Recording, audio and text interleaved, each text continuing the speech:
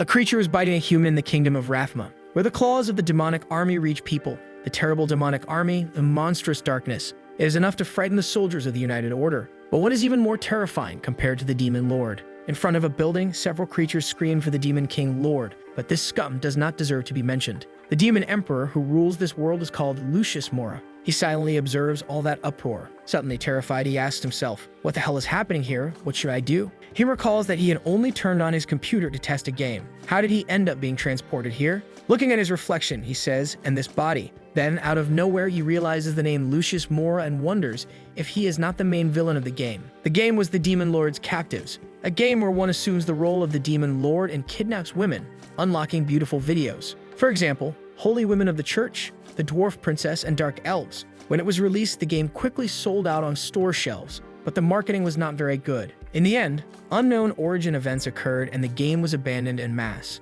Traitors emerged from the demonic army. Captured female characters were suddenly transformed into goddesses by the players, becoming the goddesses who destroyed the fist of Castlevania. To shorten the story, the Demon Lord's fate was only one: game over, death. While our hero thought, what the hell is this useless plot, an ending that is certainly death, he whines a little. To calm himself, he thinks that the game's storyline has just begun and that there is still time to fix everything. Since this character is going to die, he just needs to become a shapeshifter. And he thinks, that's it. The secret to staying alive is to live without lust. Suddenly, someone calls for Lord Lucius. A goblin asks the Lord to please report to the front hall, because the Demon King's army has captured an important prisoner. Sweating cold, he thinks that was fast and responds that he understands, ordering them to proceed. The goblin says, yes. He questions which way leads to this hall, while the goblin catches his attention, saying that direction leads to the kitchen. Meanwhile, in the dungeons of the Demon King's castle, a woman screams, demons, I will not give up. In a church, a religious ceremony was taking place. A nun prayed for blessings from the Divine Lady,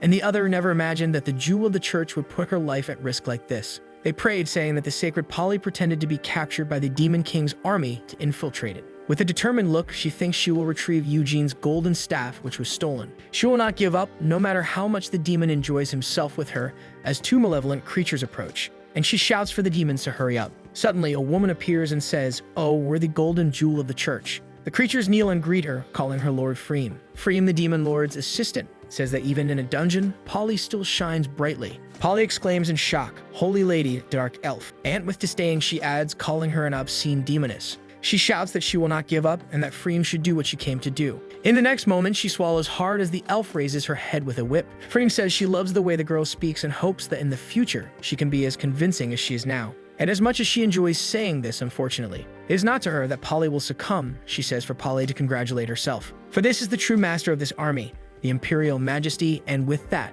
she uses a teleportation spell, taking them in front of a large double door. Frightened, Polly asks if the Demon King is behind this door, the very Demon King. This is Polly's understanding of the demonic race. First, the common demons, and then a larger version, which would be the so-called king. And she thinks that even if he is big, she is not afraid, but that does not seem to be true. The doors open and the two women enter the hall. On the other side, our Lord merely waits, smiling. Bowing, Freem says, Lord Lucius, the Saint Polly is here. She thinks this is the terrible Demon King known as the White Beast, and she wonders why he is different from the books, thinking that she doesn't know if he has such a different temperament, but that he is handsome. Repressing herself, she thinks, stay sober, Polly, what am I thinking? This must certainly be an illusion. And she stands there, huffing, trying to control herself. Our Lord looks at her and wonders if she is Polly, known as the Golden Jewel, and that this is only part of the masterpiece that is this game. Then he thinks, no, what am I thinking? This is all an illusion. She is not a defenseless little bunny. She is the easiest character to corrupt in the game and in the end ends up becoming a six-winged angel who destroys the demon.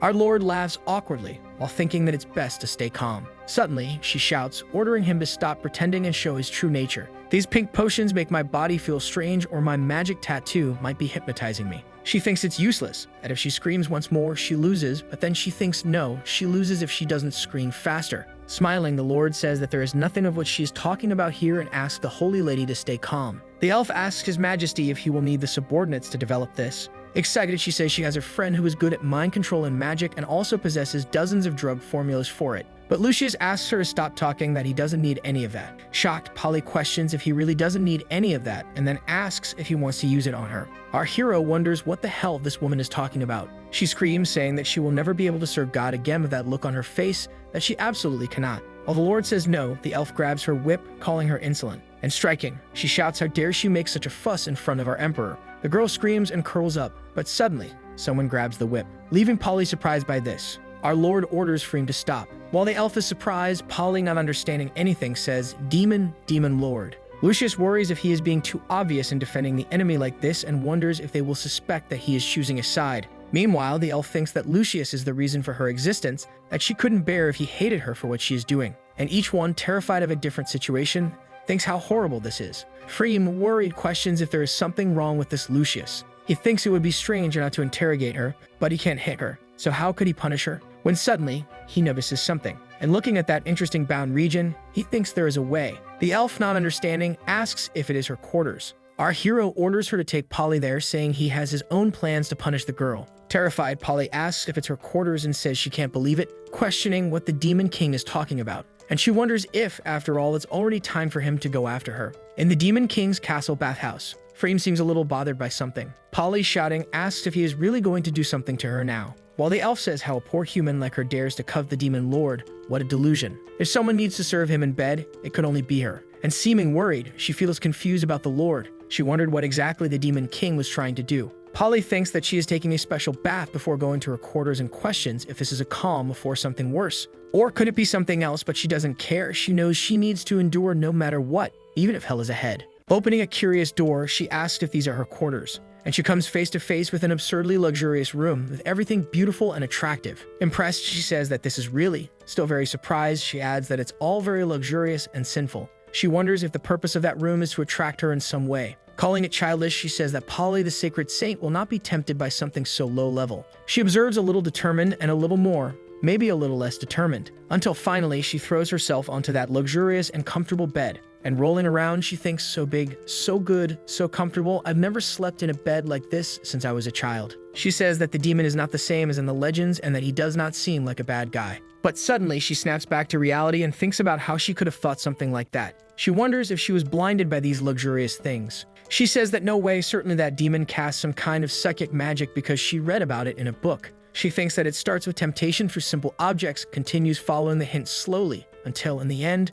the person becomes a toy in the hands of the Demon King. She tells him to please enjoy the food and calls him Great Master Demon King. Polly begins to pray, asking God to take care of the spirits of people on Earth as quickly as the demon influences them. Determined, she says that she cannot be caught by this and that she cannot forget her mission under any circumstances. But there's something more. She wonders if it would be okay to just lie down for a little while because that bed is really very comfortable, and she curses the demon. The day passes, the night passes, and morning comes soon after. The girl slowly awakens from that pleasant sleep and, in a panic, realizes that she fell asleep jumping out of bed. Cursing the situation, she questions if that bed was made to corrupt her. If that's the case, it's a very sinister intention. Suddenly, someone opens the bedroom door. The dark elf appears and says that the girl seems happy with the room, calling her Holy Lady. Polly is startled to see her. She orders her to get changed because Lord Lucius is in a war meeting and has ordered that she serve him. Holding the clothes in her hands, she questions if this is a maid's outfit. She thinks that the Lord wants to humiliate her by putting her in the position of a maid and wonders if that would be enough to break her spirit and make her give up.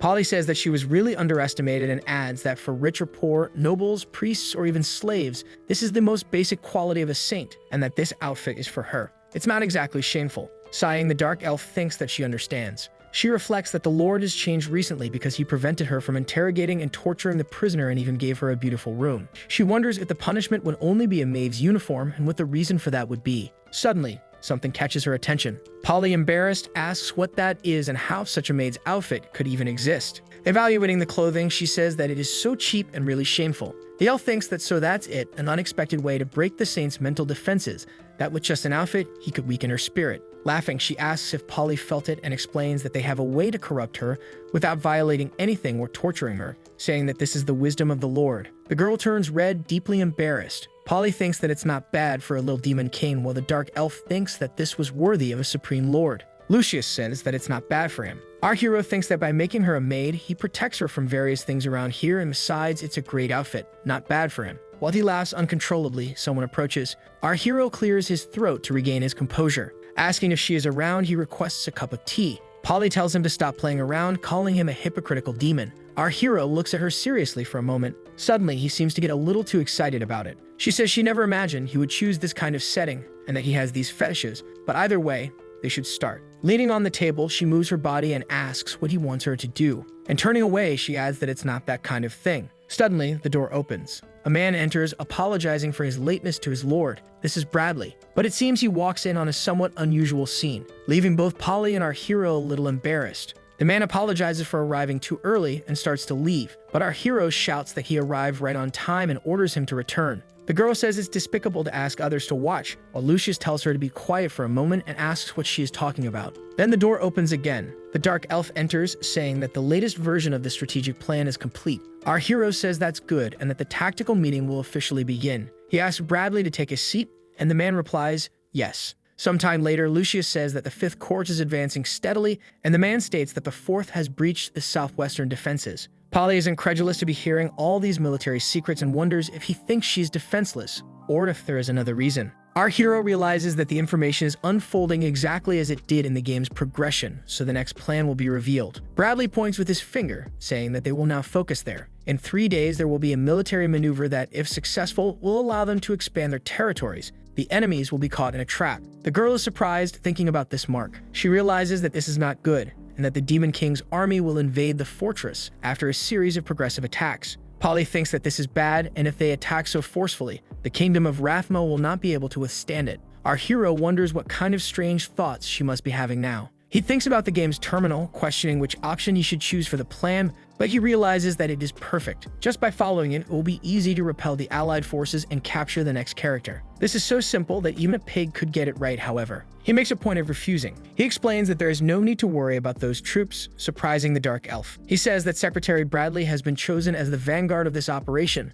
leaving the man shocked and startled. He must seize victory in one move and lead his men straight to the fortress of Aegon. Bradley says that the demons of that legion have not been fully hatched, so they won't be able to do it, and that Freem's plan would achieve the same goal. Then Lucius asks if he doubts his decision, but the man replies that he wouldn't dare, he just doesn't quite understand. Our hero says that of course he wouldn't. After all, at the end of the day, he is the one sending Bradley to his death. He thinks that the further the game progresses, the closer his death approaches, so making these decisions without worrying about triggering the end of the game is natural. And this Bradley, though his subordinate, is also secretly under the command of the Lord of the Flies from Hell. Sending him to his death is a good thing. Lucius adds that he certainly doesn't know this, but he has received important information and that the defense deployment is just a strategy. What they really want to mobilize are the fortress garrisons, and this is an empty city. Freem questions the empty city and thinks that it doesn't matter. It is a huge oversight on her part not to have known about such information. And smiling, she thinks about her demon lord. She wonders how he will punish these people,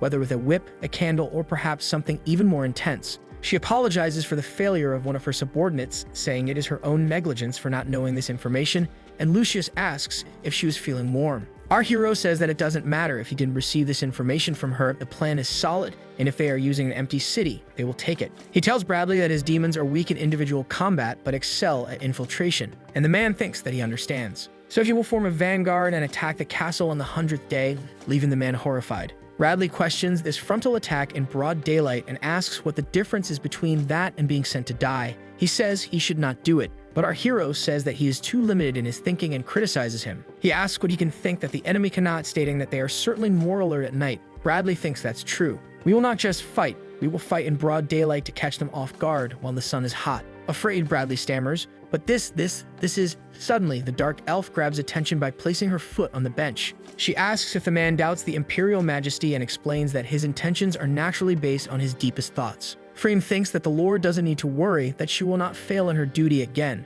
and that he should leave this small task to his subordinates. Pointing at Polly, she says, "Look at the shame on the saint's face near our Lord. That is the best proof of this." The man questions if she is the captured saint and is impressed that she was subdued so quickly. The elf says that the Lord is the master of manipulation. Bradley says that he understands and that he will lead the 9th Corps to conquer the fortress. Lucius says that's what he expects from his secretary and orders everything to begin. As Bradley leaves, our hero breathes a sigh of relief. He thinks, empty city, false special operation, completely meaningless, nothing bad for me. If I keep going like this, even I will believe it. Polly, fearful, wonders how the demon lord knows that the fortress is empty and who could have leaked this information. Polly, fearful, wonders how the demon lord knows that the fortress is empty and who could have leaked this information. Irritated, the girl says, who? She asks the Lord if there is another high-ranking person from the Union army that he has captured. Our hero says, if there is another high-ranking person, so far only you, Miss Saint, have been captured by my troops. She questions this, wondering if it could be possible, and remembers that yesterday she didn't wake up in her room.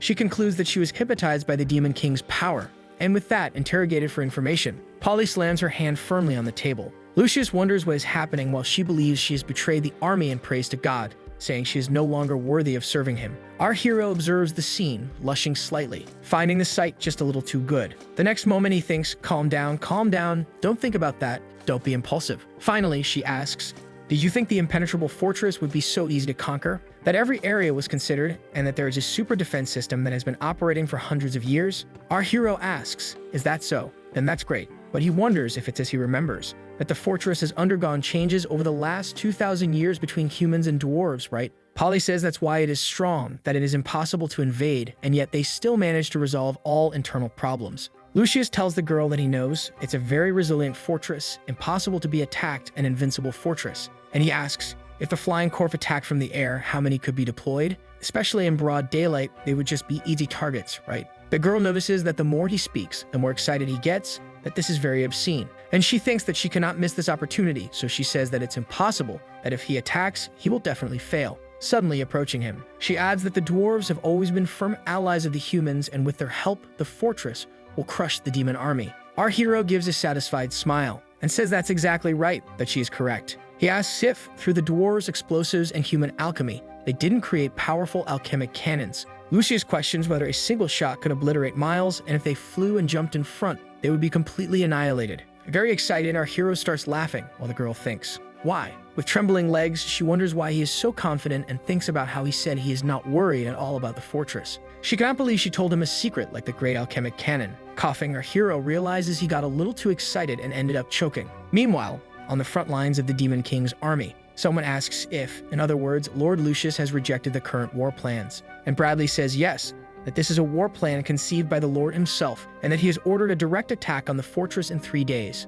The Minotaur says that humans are terrifying for using a strategy like the empty city, and that the Lord has given them an important mission. A little disappointed, the secretary asks if he really understands, and smiling, the Minotaur says he doesn't understand, but that he is impressed, while Bradley, in shock, says that he really doesn't understand. The man thinks that even 10 Minotaurs don't have half a brain, but why would he propose a plan to attack the fortress first and then hand it over? Then he asks if earlier it was him who made the attack plans that were suggested, and the creature asks if it's that plan, explaining that of course not, that they Minotaurs don't like using their brains. He explains that it was proposed by one of the human tools they captured, and it seems he is one of the human generals. But he said it's a stupid and futile plan, so he was going to cut him down. The secretary asks him to wait a moment, and he says that there are some things he would like to hear from this man. He thinks that this plan is clearly flawed, an invasion in broad daylight. The Lord must be joking, but if his suspicions are correct, Lord Lucius is trying to kill someone, in other words, to destroy while he can. It was night, and someone was saying it was very cold. It was Lytis, the traitor to humanity, who thanked God that her captor was a brainless minotaur, and that he had agreed. If it works, the Lord will see her true value, and the demon army will seriously consider any service she offers, and that there is no doubt that Lytis can become someone great. Suddenly, someone appears saying, "Don't think bad things, poor human, you will help me as soon as possible." And he adds that it is because the plan she proposed was rejected, and in exchange, the Lord has ordered a direct attack on the fortress in 3 days. Exalted, the woman says that this is not possible. She then states that a frontal attack in broad daylight on an invincible fortress is completely impossible. Bradley orders her to be quiet and says that all he wants to know is how to make it possible, and if she fails to accomplish the task, he will separate her head from her body and add it to his collection. The girl trembles with fear. Then she thinks that he must be a bully the Lord wants to get rid of, but saying that could dig her own grave, and that she must quickly think of a reason why the Lord is planning a frontal attack in 3 days. But why 3 days? When suddenly, she seems to understand something. She thinks that is a brilliant plan by the Demon King, an incredible and unparalleled elaborate battle strategy, finding a spiritual and intellectual synchronization with the Demon Lord in the honor of the unforgettable Lytis. Now calmly, she says, "I understand the Demon Lord's intentions." And she says, "My Lord, in 3 days, feel free to attack as the Demon Lord plans." Then 3 days later, outside the invincible fortress, someone calls for Lord Bradley. A small creature says that it found no signs of magic around the fortress and that this huge fog will naturally disappear. It questions how this sudden fog appeared, and the girl says that this fog might be one of the Demon Lord's considerations. She explains that since the fortress is near the sea, it is natural for this type of fog to occur, and that it can easily conceal their approach, and that the Demon Lord decided to attack on this day because they would be occupied, using these perfect conditions, concluding that he is extraordinary. The woman says that he knows there is a dwarven wine festival being held on this day. Probably everyone will be very drunk today, and all the defenses of this invincible fortress have been practically updated. Then she questions if he is planning based on his opponent's habits. Meanwhile, inside the invincible fortress, someone wonders how this could happen, and the dwarven princess says, "What?" She seems to be quite drunk, but still very excited. She asks for another mug and shouts that she wants more, until someone throws a bucket of water over her. She shakes her head, a little embarrassed, and questions what kind of idea that was, asking who is looking to die by throwing cold water on the princess. A soldier asks how she can be like this now, even knowing that the front lines are in trouble. She, embarrassed, realizes it was the Grand Marshal. The man says that they have strict control over alcohol. How did she manage to drink so much? And she, sarcastically, repeats, "How did you manage to drink so much?" She explains that the beer festival is the most important holiday of the dwarven race. That's why they replace water with things from this warehouse so they can drink freely. The exalted man says that she is reckless and that people die from drinking. Shoving a barrel, he asks, "Die from drinking?" Rolling the barrel, she tells them to stop looking down on them. Suddenly, it seems that the alcohol has taken a little effect, and she ends up falling flat on her face. The man shouts for her men to quickly be put on alert to protect the fortress, that they must not let the enemies take advantage of this opportunity and attack the fortress using the fog. The girl is impressed and says that he is really very perceptive. She explains that drinking more wine makes dwarves stronger and grander,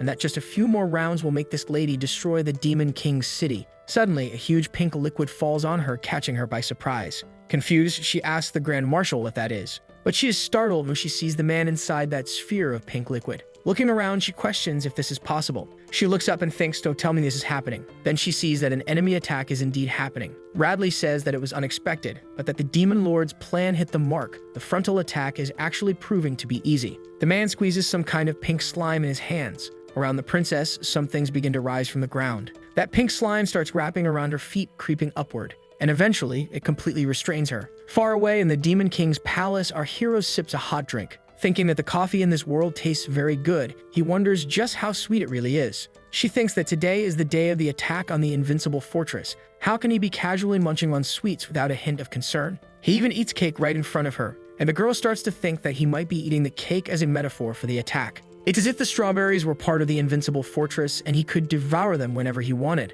Our hero notices that the woman is watching, and he asks the saint if she would like to eat with him, catching her off guard. She asks what he's trying to do and questions if he put something strange in the cake to make people lose themselves, but Lucius says no. The girl asks if he's trying to win her over with a piece of cake. She says that he is underestimating her, but the next moment she seems quite happy with a small piece of cake. She thinks that there is no problem in eating it, that this food belongs to the enemy army, so she's just taking their rations. She realizes that she is becoming completely addicted to that cake and that every detail of its taste and texture in her mouth makes her marvel at it. When he is dishonest, his lover speaks for him and eating and drinking are not a problem. She asks the Lord if he isn't even a little worried about what is happening outside, but he responds, questioning whether it's worth paying attention to the fortress. The girl says that it is being attacked by his army, which has spent years growing stronger, and our hero says that he believes she is the only one worried. He asks if she thinks the troops cannot stand against the fortress and still claim victory. He explains that he expects there to be casualties and that the fortress artillery was merely for show. Walking to the window, he tells the Saint to contain her anxiety. Today, they will definitely bring good news for both of them. Suddenly, the dark elf enters, calling for the Demon Lord, and bowing respectfully, she says she has reports from the battlefront. Then he turns to Polly and says, "See, what did I tell you?" He explains that just as he said, the invincible fortress was actually empty, that a strange fog appeared in the area today, completely obscuring the attack operation, and of course, the dwarves were completely drunk. Thanks to his brilliant command and leadership, the troops were able to capture the fortress in less than a day. Our hero remains at the window, lost in thought. The elf thinks that it is a noble gesture. He didn't show any reaction even upon hearing the news of such a wonderful victory. That is what is expected of the Demon Lord. Suddenly, he turns around, calling for Freem. Lucius says that, just as he had suspected, the artillery was merely decorative. The elf confirms it, saying that his troops confiscated the fake artillery, and she adds that since no one can operate it isn't a problem. Our hero has a rather simple reaction. Desperate, he thinks, what the hell? A fog? A wine festival? None of this makes sense. These are not the reports I wanted to hear. Freem says that Bradley must be bringing even more good news, that the success of this battle has boosted the morale of their troops and that they continue advancing. Polly thinks that not even half a month has passed. There is no doubt that they have already captured half of the Rathman Plains. The girl seems a bit shocked by this information. Our hero is startled, realizing that the result was far better than the attack that occurs in the original game scenario. and that occupying half of the plains is one of the necessary conditions to turn the saint into a goddess. He curses while sipping his coffee and trembles, telling himself to calm down. The elf wonders why Lord Lucius is so quiet and if what he is drinking is really just coffee. She concludes that it isn't just coffee, and that what she is seeing now is only what he wants her to see. Her view of the Lord is that this act of drinking coffee demonstrates how trivial and insignificant he considers what's happening. Looking out the window, he is trying to say that this momentary victory doesn't matter, only the future does. Then she thinks that there is no doubt he has also entrusted her with both military and civil leadership. She feels embarrassed for losing control over such a small victory, especially as the civil and military leader of the demon army. The elf bows respectfully and says, "I understand, Your Majesty." She concludes that this is bad and that she must do something to prevent it from staying this way.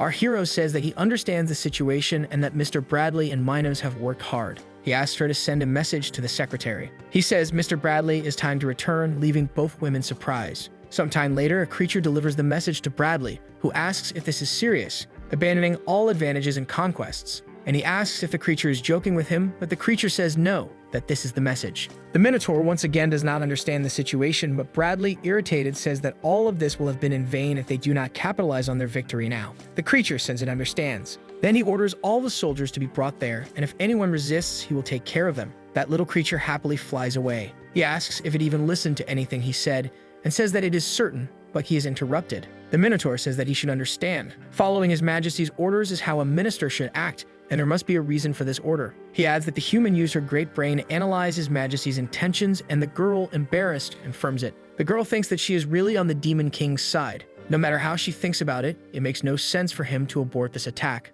unless it's for another reason. Suddenly, she believes she understands the situation. Then she thinks that the wisdom of the demon lord flows like a current into her sterile mind and that she is honored to receive his blessing. She explains that these are like steps 1 and 2, a strategic concession from the game. Bradley questions this while the Minotaur searches for the so-called battlefield game. The girl tells the knights to look at this map and see the answers to their questions. Now that they have captured the fortress, everything has changed. And if they continue advancing and attacking like this, the Alliance will be powerless against the assault. She explains that the security of that location is crucial for the Alliance order, and they would take a risk by sending only a small force to defend it. To protect the fortress, a small troop would be required, and they could support the other battlefronts at that moment. Even if they occupy most of the plains with a direct invasion, does His Highness really want to take advantage of those ruins? Bradley explains that he does not doubt anything about His Majesty. On the contrary, he will immediately order his demons to retreat. The girl apologizes and asks what happened to the gift she wanted to send to His Majesty. The man says that her proposal is being prepared,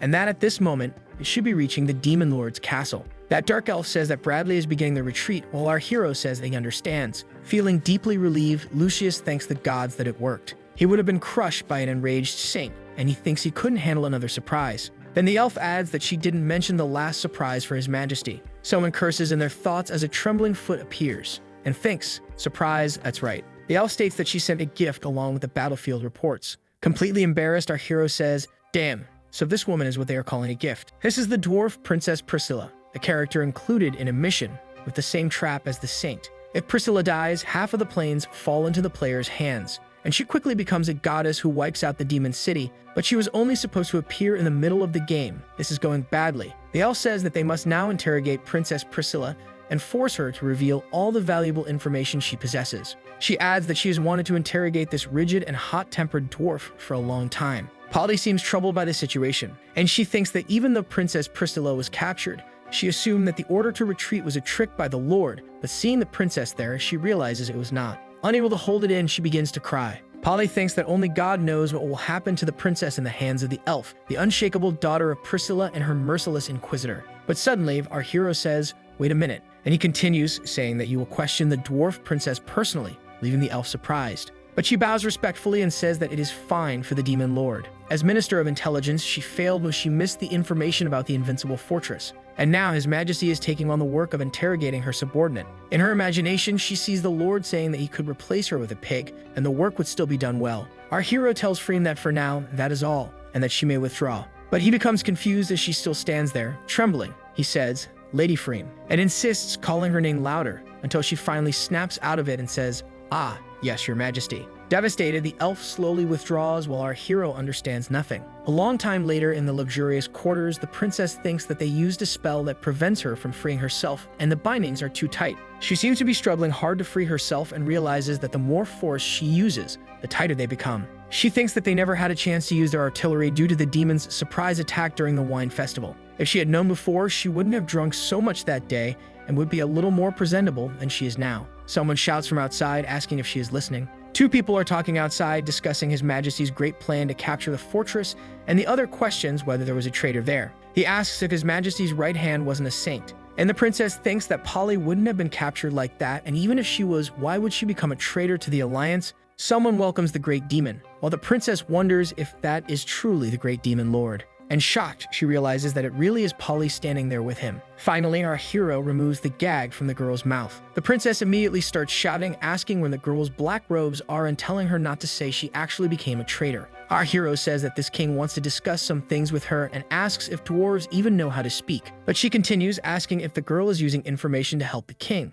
And if so, does she know what the demon wants? Is it the secret of their firearms or information about the false artillery? She continues, saying that no one expected this to happen. Then she screams in despair, while Lucius wonders who forced her to wear that outfit. Crying, she says that it will never be as if that trickster trusted her entire mind to the demon king, or perhaps half of it. It seems that something is surprising the princess, and she wants to question it. Finally, she asks, "What's this wine?" Shocked, the girl asks if he is serious because the greatest desire of dwarves isn't forging, it's bathing in wine. And our hero says yes. She explains that the art of winemaking is no less complicated than forging. For example, this one is entirely new to dwarves. Then she says she expected dark beer to be something from the demon race. Our hero explains that it has nothing to do with that. It's just a matter of replacing some ingredients. Offering her a drink, he asks if she would like some. Lucius thinks he must be joking if he expects her to forge weapons for them. The best option is to let her eat and drink for free here. The princess takes it and licks her lips. But the next moment, she becomes suspicious of something. She asks if he doesn't know that dwarves are the embodiment of diligence.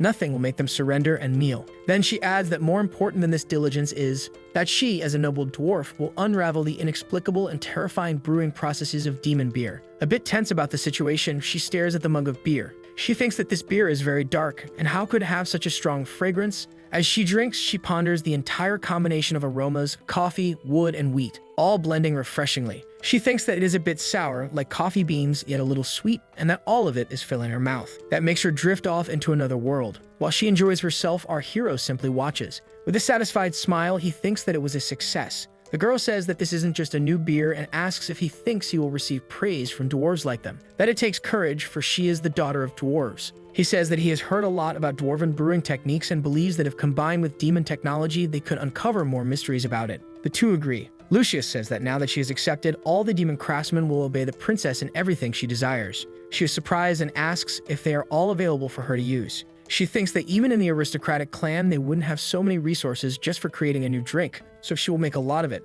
Sometime later, in the back gardens of the demon fortress, the princess explains that this is how it happened. At first, she resisted, but in the end, she received a lot of wine and became the beverage administrator. In disbelief, Polly asks if that is why she became a servant of the demon king. Priscilla then explains that yes, it was only for development. She created a new drink, but no dwarf can resist that temptation. She asks if the girl isn't also a servant, while Polly protests, saying no. The princess says that she dressed as a maid before and also heard what the demons said. It was she who leaked the information about the fortress. Embarrassed, Polly says that she suspected she was the only one who leaked information some time ago and that she still has hope. She believes she's just overthinking things and that in reality, it must be something else. The princess questions whether she is saying that with such an expression because she believes she is the greatest traitor of the allied forces due to the fall of the invincible fortress. Suddenly, the princess seems to realize something. She says yes because nothing can be done about her alcoholism. Polly questions this and the princess continues, saying that it is not important and that they should just forget it. The girl seems exhausting.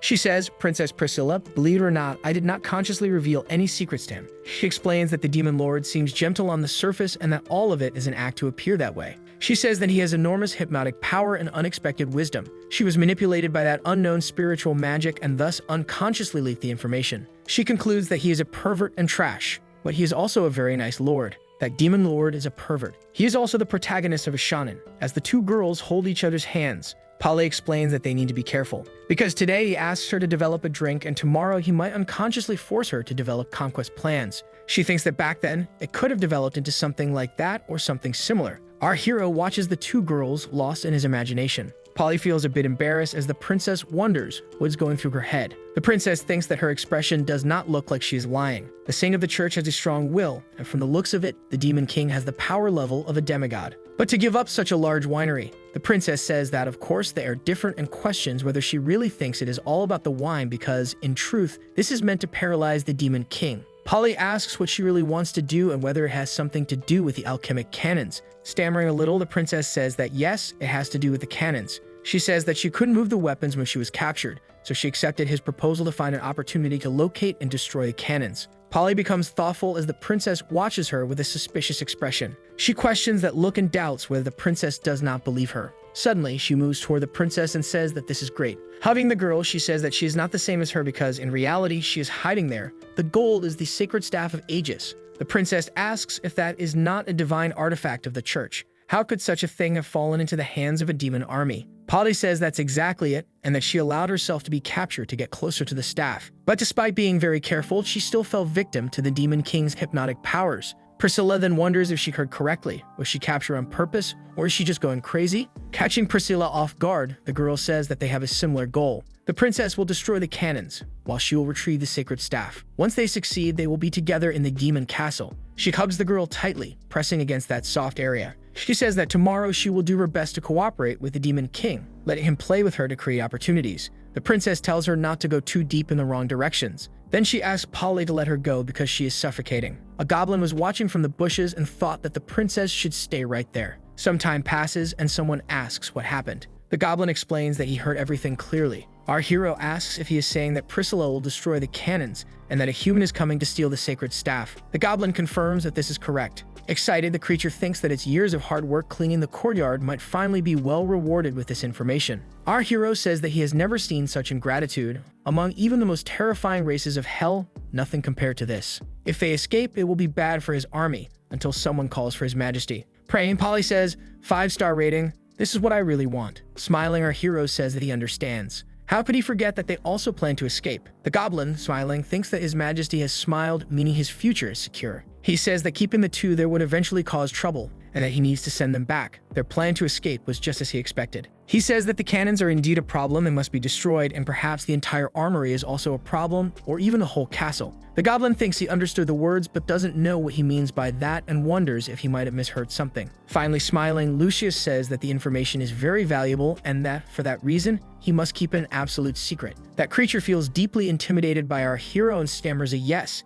and suddenly, a massive energy blast shoots through the creature. From the other side of the room, Lucius orders him to keep it a secret forever, and since they want to cause trouble, let them have a chance. Our hero shakes his fingers, which are still smoking. Sometime later, Polly wonders if the Lord wants her to clean up the back garden, and the goblin says it has been neglected for a long time and that she must take care of it. Startled, she thinks that he asked her to trim the back garden. And the goblin also tells her that the treasure room is not far from the back garden, and he adds that she must not go near it. Very excited, Polly exclaims, "The treasure room. I remember. That's where the staff is kept." Before leaving, something catches the goblin's attention, and the girl says she is heading off now, thinking that if the Lord made such a mistake, she will take advantage of it. There might not be another chance. Polly turns and begins walking through the garden. She thinks that she will pretend to be pruning the garden, but when she gets an opportunity, she will sneak into the treasure room. She says that she believes it is not just any ordinary place in the demon castle. Surprised, she thinks she hasn't seen all those plants before and wonders if they all belong to the demon world. Either way, pruning should be easy,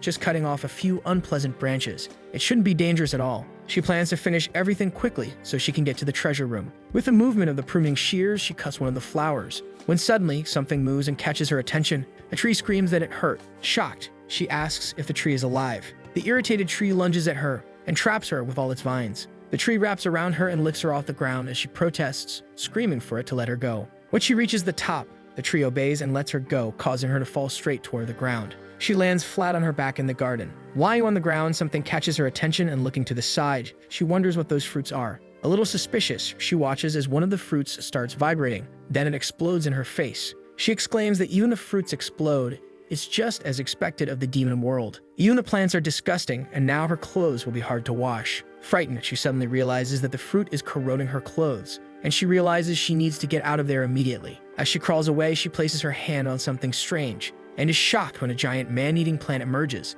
The plant grabs the girl and restrains her, lifting her off the ground. Suddenly, a hand appears from the bushes. After that, she starts dragging herself away from that place, asking what kind of pervert with terrible taste would plant such a thing. Determined, she says that she cannot stop there. Then she notices that she smells something sweet. Looking toward an open field, she sees a flower illuminated by the sun's rays. The scent seems to be coming from there, and she thinks that she never expected to find such a white and pure flower inside the Demon King's castle. In such a dark environment filled with strange plants, it still manages to grow so vibrantly. She says that it must be very lonely. She clasps her hands together and begins to pray, thinking that it is like her, trapped in enemy territory. Until suddenly, she hears someone calling her name. Looking up, she realizes it is His Holiness, the Pope, and she wonders why he is there. She questions whether he was captured too, but the man tells her to calm down. And smiling, he says, "It is all over." The next moment, she finds herself floating above a forest with the Pope. She looks down in shock, and then she realizes that below them is the Demon King's encampment. Polly asks why there is no one there. Why does everything look so dilapidated?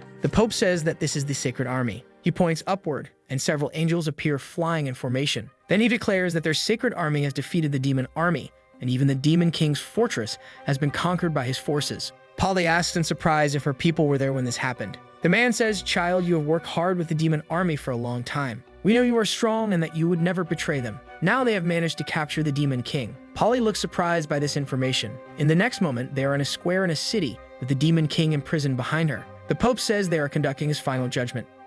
No one would be happy to see this kind of composition. Frightened, she says, "Your Majesty, the White Beast," and asks the Pope if they really captured the demon alive. The man says yes, and that it was all thanks to the infiltration work she did. Then the girl asks if he will be left to her. Handing her a whip, the man says yes, that she would enjoy it more than he would. Surprised, she thinks, "You will enjoy it more, Your Holiness." And she smiles at the situation. Polly begins whipping the demon while he cries out for help, saying that it hurts. Someone asks for mercy, saying that no one will enjoy seeing such a scene. Suddenly a hand, a vinyl glove holding a whip, appears. Dressed in a slightly indecent way, she orders him to scream as she whips him. Laughing, she says he can scream as much as he wants because no one will come to save him. Then she tells him to scream as loud as he can, saying that it will excite her more, while our hero thinks, "I gave her a chance, but she was completely useless." The elf explains that she accidentally touched an extremely powerful illusion flower, and its scent put her into a dream shaped by her deepest desires. He comments that it's a bit warm. The girl continues and asks why he stopped screaming if he is such a powerful demon king. The elf gets angry and calls her a bastard, asking how she dares to disrespect an emperor even in an illusion, and our hero tells her to calm down. Freen thinks that she would never dare to imagine something like that, while our hero feels embarrassed. Polly continues, saying, "Yes, that's the expression, and that begging won't help." Hugging a pillow, she asks if he has ever felt the wonder of being a man. Polly seems to be crying, and hugging the princess, she says she can't continue. Desperate, Priscilla tells her that they should talk about it, saying that if things continue like this, she won't be able to continue either. Then the princess questions her, asking if she has ever had a fantasy about the Demon King, since she created illusions of this kind. Polly says she has never had any fantasy about him. While the princess thinks about others, she wonders what must be going through Polly's mind. Then she concludes that the girl lost a great opportunity, but fortunately, she has another plan. When it comes to escape techniques, no one can stop the dwarves. Priscilla says that when she went to the winery today, she found something very useful, and she shows it to her friend. It is a very useful shovel. Polly looks a bit disappointed. Crying desperately, she says she can't continue, while Priscilla, irritated, says that if she has any complaints, she should just say them. Disappointed, she says, "You humans have no idea how powerful this thing can be." And she begins to explain to Polly that she has already measured everything. She knows the distance from the warehouses to their bed. She knows the distance they need to reach the armory. They will dig a tunnel from the warehouse to the armory, destroy the cannons, and taking the staff won't be a problem. Very excited, she adds that entering and leaving the demon castle will then be very easy. In another place nearby, the hero says, "I thought of everything, but digging a 3-kilometer tunnel is too much," and wonders if, by chance, those two have suffered some kind of head injury. He says that by the time they finish digging this tunnel, the demons will probably have conquered half the continent, so he needs to do something. He calls for the guards, and a small goblin in a maid outfit comes running. Some time passes after that. The princess then says, "You want me to forge something? I am Priscilla, the queen of the dwarves. As a dwarf, I have my pride, and I will not serve demons. Unless it's for alcohol," she adds, saying that she believes she can hold on to her pride until the end. Then the creature says that it is an order from the emperor. Today she can put alcohol aside and go to the storage to gather the necessary materials for forging.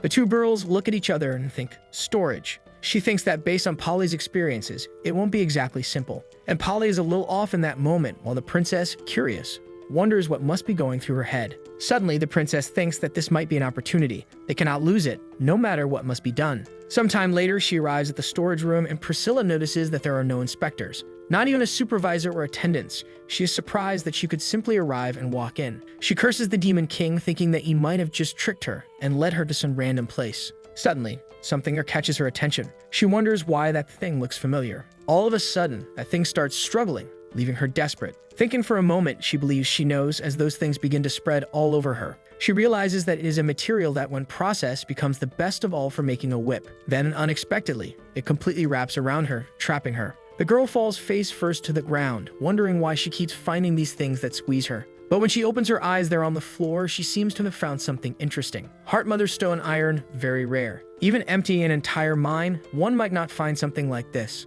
As she realizes it, she notices that the storage room is filled with an enormous amount of rare minerals. She wonders if this is everything they looted from half a continent. The next moment, she realizes that it is. And drooling, she says that she really wants to join him. Then, she looks filled with envy. As she watches from there, still tied up, a storage room full of riches, and her image is reflected in a staff nearby. As she remains there, struggling, that staff emits a light, and she wonders what it is, complaining about her eyes. A voice says that she was able to notice its presence. It seems that the Lord's will has united them. The girl says it would be strange not to notice and asks for it to turn off. The staff then dims its light and agrees. As she frees herself from those bindings, she observes the staff, and she wonders if that could be a legendary staff used by countless holy figures ranked from saints to demigods, which would be the sacred orichalcum staff. Approaching, she picks up the weapon. She says that, as the most holy Polly requested, she is there to take it back. And the staff says that, as it thought, it was the Lord who united them. Continuing, the staff says, "Would you like to know the current situation? You don't want the Demon Lord to discover me, do you?" And it explains that, although it is unfortunate in many ways, hiding would still be the best solution so that she does not have to worry about the details. Some time passes in the castle. Meanwhile, in the Demon King's workshop, she thinks that the management of the demon army is very flexible. Even without inspections, she has discovered that this provides a great chance for success. Then she says, "Lord Staff, according to the Demon Lord's arrangements, you need to stay here." For now, she intends to work hard forging, and then, during the night's rest, she will secretly take it from there. The staff seems to evaluate the situation and says it understands, and that is unfortunate in many ways. Irritated, she asks what it is talking about, saying that it is a large staff. Where could she even hide it? But in the next moment, she seems to have an idea. A long time later in the Demon Castle, she arrives at the palace's workshop, and it seems that someone else is there as well. The Dark Elf says that she needs hundreds of those spears forged, and someone stares at her. The princess thinks that it is the Dark Elf and that she has heard of her before, but is the first time she has seen her, so she hopes not to be noticed. In the next moment, the Dark Elf asks why there is a dwarf there,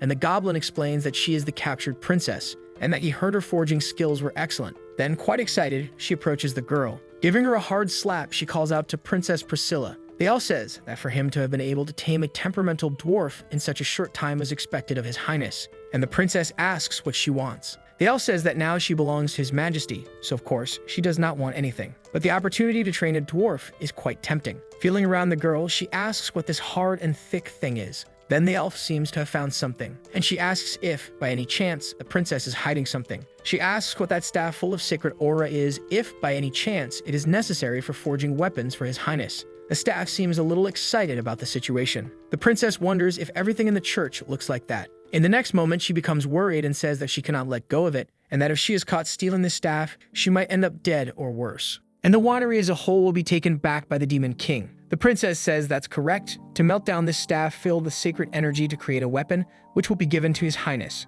The staff, desperate, asks what that dwarf girl is talking about. Afraid, the staff says, "Melt me down." As the weapon protests, telling her to stop, the princess apologizes to the sacred staff and says that this is a test from the Lord for him. The staff says that this is not a test from the Lord despite everything. It shouts, saying that she must be a demon in disguise who is there to torture him. With a huge hammer ready to destroy him, he says he confesses to everything. He says that he made the nuns take him to the bathroom under the pretense of cleaning him. He also says that he saw something compromising in the church, the Pope and the Cardinal having a bayonet duel. And beyond that, he reveals a few more things that are practically impossible to understand. One beautiful morning in the Demon King's castle, Polly paces back and forth, wondering why Priscilla hasn't returned yet. Then she questions whether she might already be, and in her imagination, she sees the princess on her knees, begging for a little more drink, saying she'll do anything. As she wipes her tears, she thinks that she may never come back. Then the princess arrives and says, "Your sacred holiness, you're still here." Overly excited, Polly shouts for the princess, startling her. Hugging the girl tightly and squeezing her, she says she's so happy she didn't end up in the Demon King's bed. And the girl asks why she would end up in a place like that.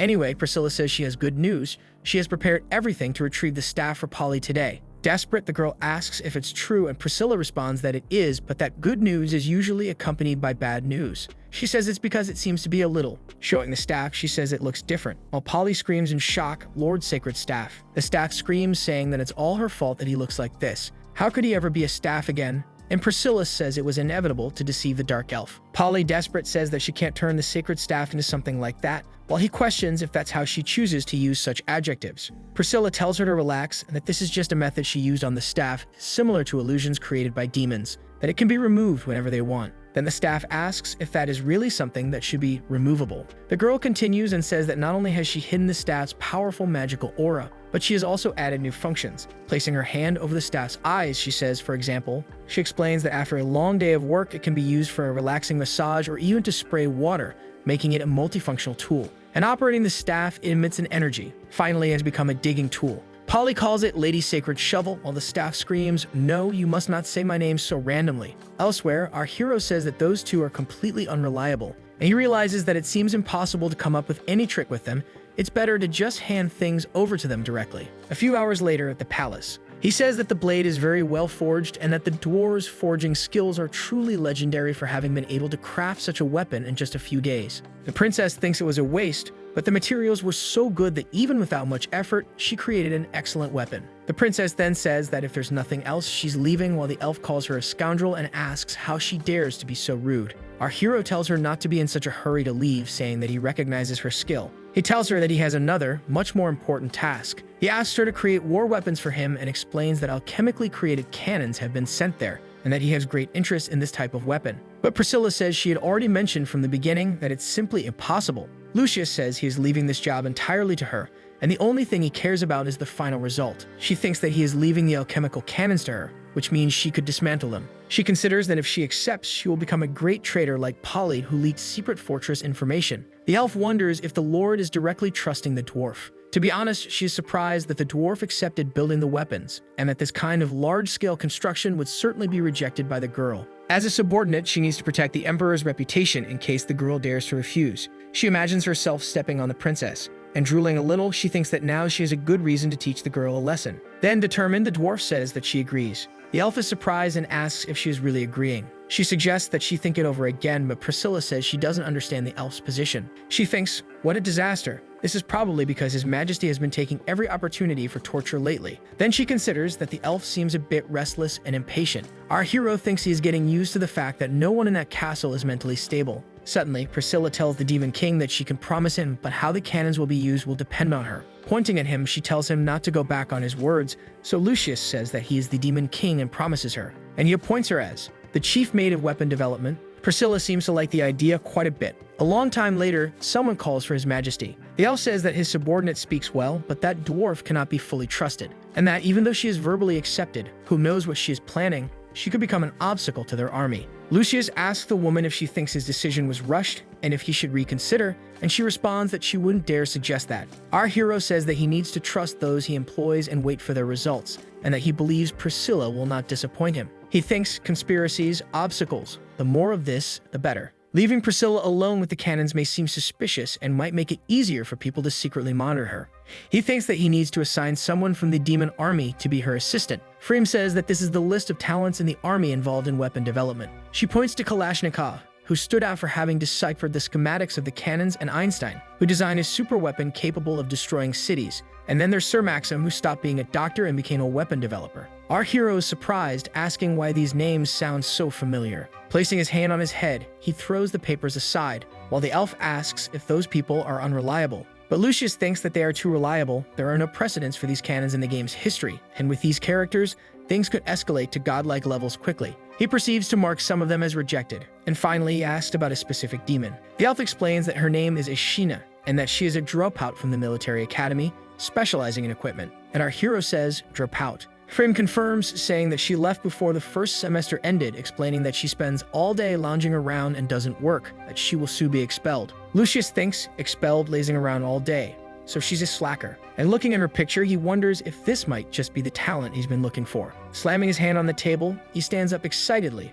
and orders the elf to bring him this girl. Sometime later in the demon castle, the girl says, "Your Majesty, Your Excellency." Very nervous and adjusting her glasses, she stutters again, "Your Highness." Even more nervous, she tries to say Majesty again. And finally, struggling, she says Aya audience with Aya Shina. Panicking, she says she messed up. Evaluating the girl, our hero thinks that dazed and confused, she is exactly what he needs. The girl corrects herself, saying it is a Shina and an audience with your majesty, bowing but headbutting him in the process. Our hero is left dazed from the impact, while the girl nearly has a meltdown from sheer nervousness. Realizing her mistake, she quickly stands up to apologize, accidentally hitting Lucius's chin in the process. The dark elf exclaims, "How dare you disrespect His Majesty right in front of me?" And she orders her to follow her to the military office to receive her proper military punishment. The girl stammers, "May, military." Terrified, she thinks military punishment. And in her imagination, she sees the elf saying that first, there will be 500 lashes, and then she will be hanged for 3 days as an example. The girl becomes more and more anxious and starts to panic. With a runny nose, our hero says that there is no need for punishment because he is very satisfied. The elf is surprised and asks,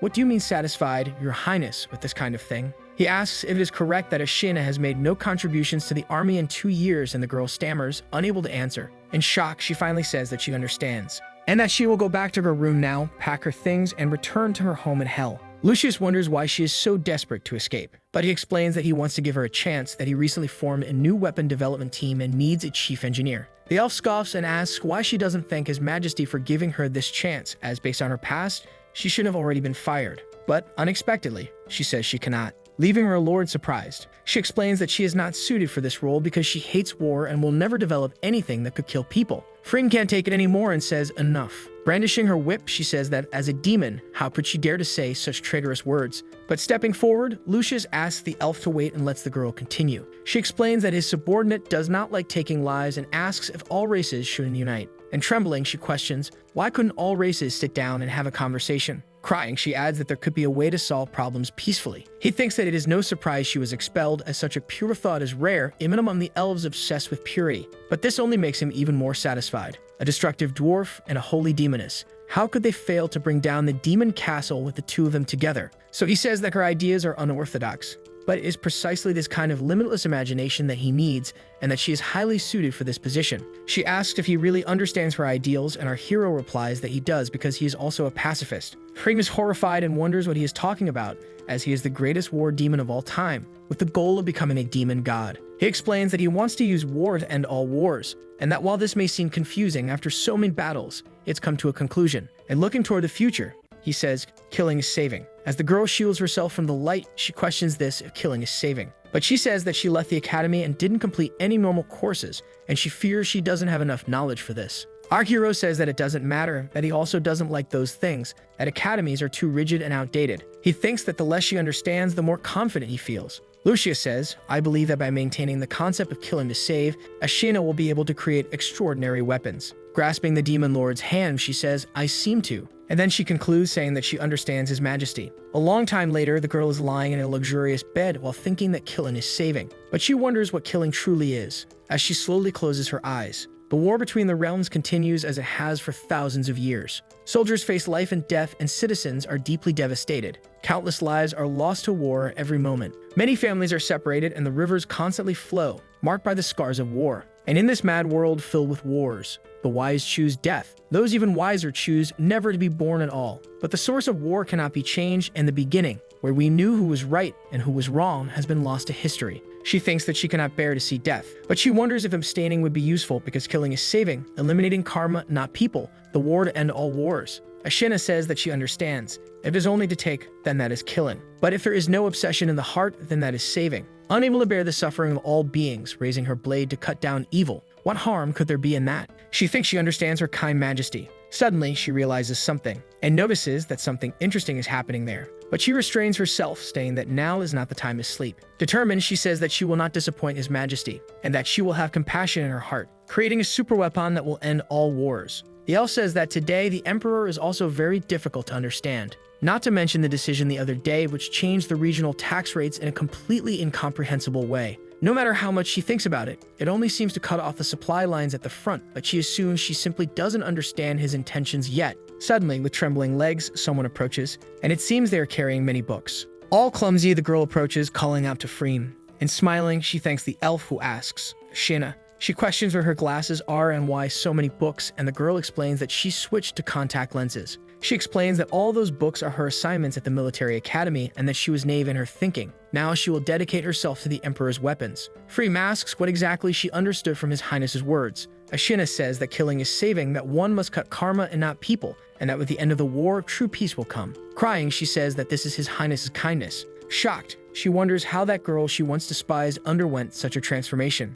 And she thinks she cannot fall behind because all of His Majesty's decisions were correct. Frame raises her fist, determined, and she says she cannot disappoint His Majesty's expectations. Sometime later, inside the workshop of the demonic castle, Priscilla thinks that it was a grand gesture, that the Lord not only delivered the cannons but also sent precious metals, and that He truly does not care about what she does. She thinks that He gave too much, and that if she weren't in a field of demons, she could really use this to create real war weapons. But she reflects that for now, the first step is to dismantle the cannon. The secrets are all in the internal structure, and the components must be perfectly replicated. A goblin asks if they will be able to reassemble it, and moreover, the chief engineer is not there, and if that is her order. The princess asks if he does not believe in her and says that she is the only one capable of creating this cannon, besides being deeply involved in it, and the goblin says, but suddenly someone arrives and says, dismantle it, as it is in accordance with the chief engineer's opinion, and she asks if the girl is the chief engineer, Priscilla. While the princess asks who she is, she then explains that she is the deputy chief of the development team, Ashina, and that is a pleasure to meet her. She thought the king had sent someone competent, but this girl does not seem skilled, so she wonders if he just sent anyone, that he is an idiot. Priscilla asks if the goblin heard that, and now that the deputy chief has confirmed the order, she wants them to dismantle the cannon quickly. As they work, they say it is difficult to dismantle, and that they should not separate things randomly, to be careful with the parts. Excited, the girl says, how stupid, come on, it comes off easily. She says brute force works miracles, explains that things made by dwarves are not fragile, and that the more force they use, the better. Priscilla thinks that there was no reaction from the girl, that this is a useless trick, and that the plan is inefficient. The work continues, dismantling the cannon brutally, while Ashina seems a little pensive. Suddenly, a gear rolls to her feet, and automatically, she begins measuring that piece in her mind. She observes and evaluates the piece in relation to the proportions of that cannon. Ashina thinks that it is as expected from the Lord's favorite chief, such a bold order, and she bets that the chief is like her in the end. And that when one has a photographic memory, it doesn't really matter how you dismantle it. She says that the thick and large barrel is engraved with special runes, and that this is the key to compressing magical energy. There is also a spring that fits into the base of the cannon, allowing it to withstand its own recoil without suffering damage. Ashina continues saying, and more. She thinks it is a masterpiece to be able to see all of that. Then finally, the princess says that she is finished. Too excited, unable to control herself. The girl says that at this moment, she already understands everything. The goblins ask the chief engineer what the next step would be and whether they can start replicating the parts or if she needs to explain any part of the process. The princess questions what he is thinking. After all this process of dismantling, does he really think she wants them to replicate it? Then she says everyone worked hard dismantling the cannon. To celebrate this, everyone will have 2 days off, have a good rest. The goblin questions the girl's preparations while she asks what the problem is with her preparations. She explains that in the next steps, she cannot tolerate any kind of mistake, and how could she proceed without a break, and she thinks that she is almost convincing herself. And that just as a precaution, it will not let them continue researching, not even about that pile of junk. She adds that she needs to think about the next step as well, and that she needs to discuss more weapon development with her deputy chief. That now that they can use the Emperor's army as a base, they need to develop something far more powerful, and that this is also a task for the Lord. With her eyes shining, Ashen says she agrees with the chief engineer. She says she was impressed by the decision to dismantle everything and by her hard work, and that they need to innovate to meet the Lord's expectations. Priscilla agrees, thinking, she bought into the idea just like that. Initially, I thought she was just stupid, but I can't believe she was so gullible. She continues, saying this makes everything easier, and that besides this massive cannon, they need to create a smaller weapon that can be used by the squads. And that if this weapon is developed, it will completely change the way war is fought. Ashen, very excited, asks, a weapon that changes the way war is fought. The princess says that's right and that they call it a pistol. She explains that the trigger activates a mechanism that launches a projectile with destructive power, making each soldier wielding it worth 100 men. Ashen asks if this means fewer soldiers will be needed on the battlefield and that deaths will be greatly reduced. And she thinks that, as expected, she's an idiot. This weapon seems viable, but it only exists in theory, and this is nothing more than a refined and expensive toy. The girl analyzes the design, thinking that it will be greatly affected by recoil, that energy will be lost, and that it will only have enough force to scratch armor. She thinks, but the theory is solid, maybe I can perfect the design. She analyzes the cannon, which accumulates a great amount of energy in the barrel to fire, and considers using that idea as an example. And that by adding fuel, she can make everything work better. And if that is not enough, she can create more internal space. She could also add some magical material to make it activate upon impact. Finally, she thinks the theory is good, but she needs to run a simulation. Admiring her work, she thinks it is the closest thing to the chief's design, but even better. And the next step is to conduct a power test. Excited, she holds the weapon and fires. She keeps shooting at a rock wall. Then she stops for a second, observing the hole from the impact. And in the next moment, a massive explosion occurs. She concludes that the power is great, but it needs to be reloaded after some time, though it could still be improved if she makes it faster. Sometime later, Ashen thinks that this is just a plan on paper, but once the prototype is made, she will present it to His Highness, who will be pleased. Priscilla thinks, look at her, happy with a rejected project. I hope she keeps wasting her time on this failed endeavor. Sometime later, our hero observes, thinking. One dismantles while the other just watches, I'll be at ease with these two geniuses. And on the other hand, Polly seems to be troubled by something, and she hurries through the garden, apparently heading somewhere determined. But suddenly, she lets out a scream, falling onto the grass sitting, when suddenly someone asks, saying, are you okay? The girl replies that she is fine, but she needs to find a way out of the Demon King's castle, no matter what. Crying, she thinks that now is not the time to stop, and she starts running through the garden again, until the staff says, watch where you're going. She looks to the side to see what it is, and comes face to face with a large tree in front of her, falling to the ground, sprawled out, thinking that it's really hard. In the town square of Westwood, during the siege of the unyielding fortress, the demon army captured or eliminated 16,332 enemy soldiers. The Legion commanders Minos and Bradley personally led the charge and displayed unparalleled valor. They achieved victory thanks to the Lord's wisdom, but the greatest credit goes to the Flying Demon Legion and Minos, who had been facing them for a long time. Minos, very grateful, says that Bradley is truly a good friend and asks that if His Majesty is to reward them, he should give everything to the man. Our hero thinks that they are acting like friends, and what he really wanted was for them to keep fighting there, not to take the fortress so easily. And he says that, in any case, both made great contributions and will be treated accordingly, receiving great rewards. First, Bradley will no longer serve as a commander in the 9th Legion because it will now be disbanded, and immediately, the man says, yes. But in the next moment, he is horrified by this. Laughing, Lucius tells him not to be so hasty because he has decided to allocate part of the kingdom's territory as a fiefdom for Lord Bradley. The elf thinks that he has only done this for a few nobles so far, and now he has given away an entire territory, which is the most fertile fief in the kingdom. The commander says that the reward is too great and requests reconsideration of it. And smiling, our hero says that he doesn't need to refuse because he deserves all of this. Lucius thinks that this is exactly what Traitor of this level deserves and that he should accept it with gratitude. The kingdom of Marion is not large, but is very fertile, and most importantly, it produces a unique resource,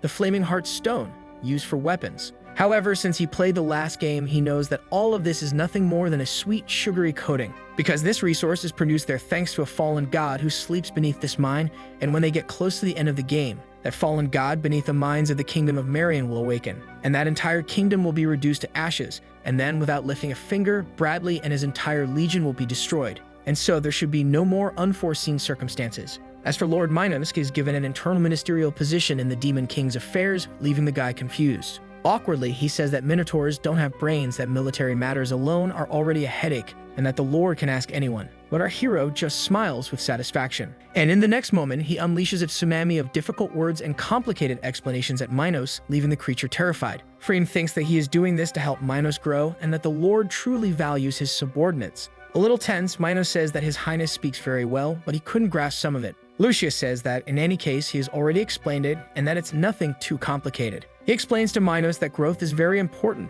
and that he believes in him. Finally, he had finished with the bluffs, thinking that it's good to give these excuses, but that now something more elaborate might be important. He hopes that the Saints' escape plan is going well. A long time later, a little farther from there, Polly tells the holy staff that they managed to escape from the demonic castle, but the staff tells her to be careful. It explains that once they are discovered, they will have no escape, and asks if she has a route planned. But Polly says he doesn't need to worry because she paid close attention to the terrain around the city of Westwood, and that by following that direction and turning at the right places, then after about 23,000 steps and a few more turns, they will finally reach another fortress city near the lake. The holy staff says, I think, that those two things have nothing to do with the city, while Polly says that's not possible. She thinks she followed the right directions from her memory, wondering how she could have gotten lost like this. Then the staff says this is not the time to talk about that because those vines over there are already stretching toward them. Those creepers advance against them and wrap around the girl. Polly says that must be part of the demon army, that the Demon King must have planted traps throughout the forest, and that she shouldn't have taken the wrong path. The staff says that now is not the time to dwell on that. This is the moment for them to think of a way to escape.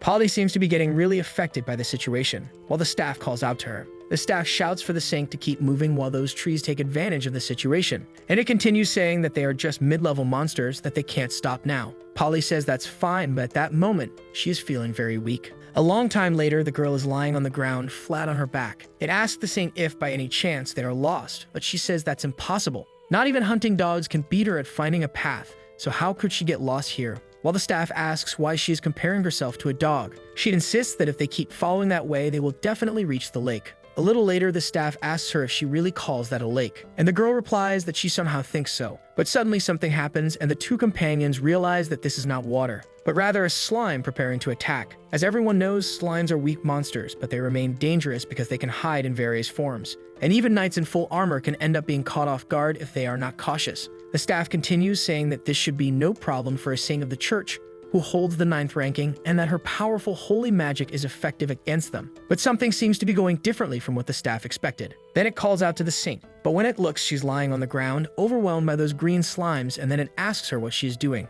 She responds that she will be swallowed whole, and the staff asks what it means to be swallowed whole. Then she explains that it's when adventurers or elves are completely engulfed by super slimes or tentacle monsters, just like in the books. In no time, those who are swallowed whole lose themselves in the terror and pleasure of that completely enclosed space, and they become shamelessly creative. The staff, exasperated, orders her to calm down first because these slimes are no match for her. He says he didn't expect to encounter monsters twice as fast and wonders if it's really safe, while Polly says she managed to break free. Polly says they are monsters with a demon's aura and that they are all a trap set by the demon lord, and the staff asks how he would know about the escape. She explains that he doesn't understand the Lord's wisdom, that he delights in his games, that he plays with people's hearts, and that he is truly terrible. She didn't expect to reach the city easily, as she already knew he had made preparations, and this is like a cruel cat playing with a mouse. And she says, but he underestimated me, the sanctified one. No matter what happens, she says she will take him back to the Alliance. Then while she was exploring, a red panda appeared and attacked her. And during that fight, that huge bear just wanted a hug, when suddenly, a giant snake joined the battle and coiled around her entirely. After that, she was also trapped by a spider in its enormous web. A long time passed, and the staff asks if the saint is really okay, but she replies that she is, and that despite all that, she didn't suffer any injuries. He becomes thoughtful, realizing she hasn't been hurt after so many attacks, and concludes that the monsters had only one objective and that she must have excellent attributes. More time passes and night falls. The staff says, "Those are the walls, hold on a little longer. We finally reached the city." Jumping, she celebrates that they have finally crossed the forest and escaped from the Demon King's grasp, but he asks her to wait, and he falls silent as he observes the place. Looking at that enormous castle with shadows lurking in the distance, he says that they have just returned to the starting point, and with that the Sanctified One collapses to the ground. According to the timeline, the Sanctified One should have already escaped from the Demon King's control. The cannons were destroyed, the idiot Minos is handling internal affairs, and the defenses were dismantled. Everything's going well. Lucius wonders why he would go to the human world to bring final destruction, and he feels a bit strange not having the saint around. And he can almost hear her voice. Suffering. Polly says that he's a damn demon, and our hero, smiling, says, "That's it, it's her voice." The next moment, reality sinks in and he thinks, voice. Looking to the side, he sees Polly collapse on the ground. She cursed the Demon King because he intentionally gave her the illusion of escape, but led her into traps, capturing her in the end. Polly says, "Enough already, you prefer mental torture over physical torture, and this was all part of your plan to completely break me, right?" Unable to believe it, he questions how she was caught again and notes that she is the only one who actually enjoys mental torture. Bradley says that he did as ordered, focused on internal defense, and as expected, they captured this fugitive, all thanks to His Majesty's foresight. Our hero questions when he ever did or ordered any of that. Mental torture, traps, reorganizing defenses. Suddenly, he realizes that it was Freem and wonders when she arranged things this way. But pretending, he says that it was good and that Bradley acted well once again, that he truly is the trusted secretary of the king, and the man is pleased. Freem says that they also found and captured the holy staff that was with her and asks if she can execute Polly now, leaving Lucius surprised. The elf explains that this is the army's front line and that she can execute her publicly, or perhaps humiliate her before executing her, which would not only deal a blow to the enemies but also damage the church's influence. But in desperation, our hero shouts no. He thinks either execute her directly, or humiliate her and then execute her, He finds all these options terrible, and concerned, the dark elf asks His Majesty if she said something wrong, but the man says no. He explains that this will not demoralize the church's order and could even ignite their fury, and a disorganized enemy is easier to handle than a united one. And he says, therefore, the most holy cannot be executed immediately under any circumstances. Freem asks if they haven't sent people to try to rescue her here on the front line, and if it wouldn't be safer to send her back to the castle. Surprised, our hero says, that's true, the rescue. Smiling, he repeats, saying rescue. He gives the order to escort her back and to place the staff in storage room 3 since he hasn't had the chance to study that relic yet, and the elf agrees. He mentions that there is something more, that he has had some intuitions lately, and that he needs to retreat for now so he can reflect and find enlightenment. While he is away, he will leave everything in her hands. Sometime later, Polly finds herself in a prison, bound by chains. She curses and thinks that she is once again in the dungeon, and to make things worse,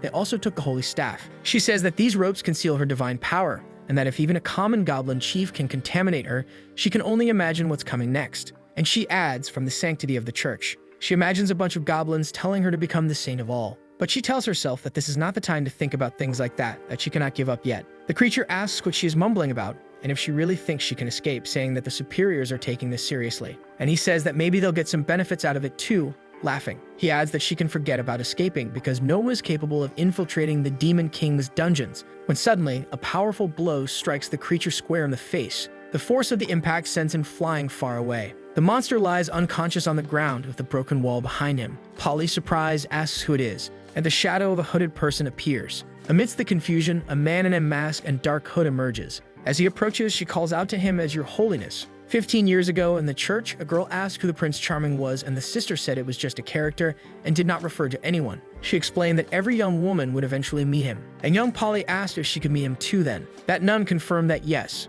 She told her that, although their bodies and souls must be wholly devoted to the true God in paradise, she concluded by saying that someday she too would find him. Observing the fallen monster in the background, the man says, My most holy, and that when she is in a place of despair, he will be there to save her, risking everything to do so. Kneeling there, defenseless, she pleads for his help. And as the man extends his hand, she asks who he is. She follows up by asking if he knows how dangerous the Demon King's castle is and why he is doing this. Then that man justifies himself, saying he is merely an adventurer passing by, and also that this is why. Because if he does nothing and doesn't get her out of there, she will end up executed, then become a goddess, and he himself will be doomed. He continues, saying, Of course I will. And that compared to the dangers of the demon castle, the most holy is far more important. And the woman asks, I am more important? Polly, slightly blushing, thinks, he wouldn't do this here, would he? And in the next moment, her shackles are broken. As he says that everything is fine now, she becomes a little flustered. Polly thinks she needs to calm down, that he was just helping remove her chains. She says she understands his intentions, but that he doesn't need to save her, that he should escape on his own.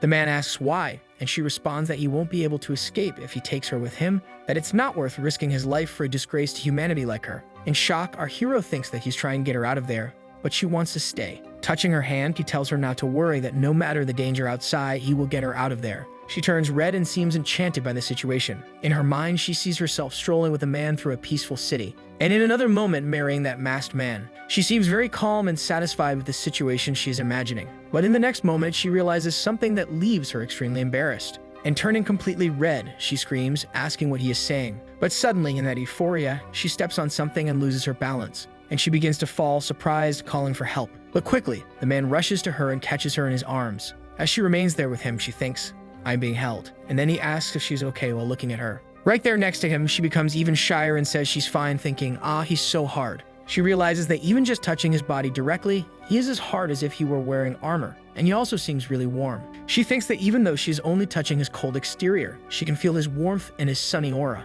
Desperate, she questions what she is thinking and tells herself she can't let him notice that she has lost her composure. She tries to control herself by pinching her rosy cheeks. Meanwhile, our hero is startled, realizing that she has indeed lost her composure. Lucius tells the girl that now is not the time to waste time and apologizes to the most holy, while she only thinks about the fact that she is being hugged. Polly thinks that he is very rough, but she likes that kind of personality. And enchanted by the man, she thinks that she likes this. A little later that night, a massive explosion happens at the gate of the Demon King's castle, alarming the goblins on guard. The creature shouts that someone is escaping, and in the middle of the confusion, someone yells to sound the alarms, while other monsters call out for someone to stop them. Polly, noticing the chaos, tells him he can go and leave her behind. But the man tells her not to worry and asks if, by any chance, she's afraid of heights. A little nervous, she says, afraid of heights? And looking up, our hero tightens his grip on the girl. Lucius lifts her up firmly. Then he throws her high into the air with great force, just as he finds himself surrounded by his own army. The girl is sent flying out of the castle,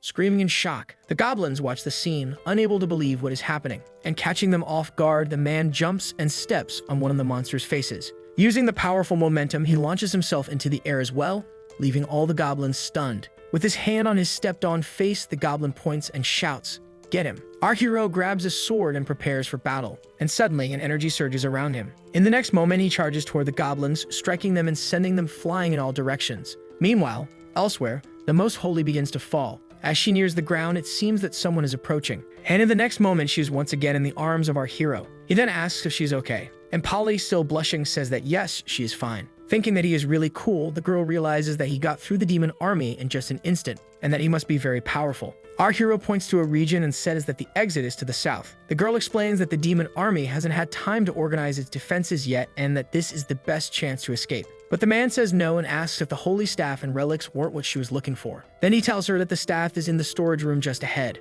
And since they have already come this far, how could they retreat now? Nearby, the staff thinks that it's really annoying for him to be kept there, and he wonders why the healthy elf hasn't interrogated him a little. But then, suddenly a huge crash sends stones flying in all directions, and Polly appears, telling the holy staff that she came to get him, while he asks if she wasn't captured. But right after, he notices that she is with a man. The girl explains that he is the Prince Charming who came to rescue her, and quickly corrects herself, saying he is a hero, and that the demon army is outside pursuing them, while our hero thinks, Prince Charming, hero. The staff wonders how someone so powerful and reckless could exist in Razma's realm. Polly says she isn't sure right now, but there's no time for explanations and everything will be explained later, so the staff agrees. But suddenly, something catches our hero's attention, and the dark elf appears, smiling and snapping her fingers. A massive explosion occurs in the place, and our hero thinks that, thank God, he noticed her coming. Polly tells him to be careful because that woman is a fallen elf from hell, the most powerful servant of the Demon King. Freem asks, the Emperor's strongest servant?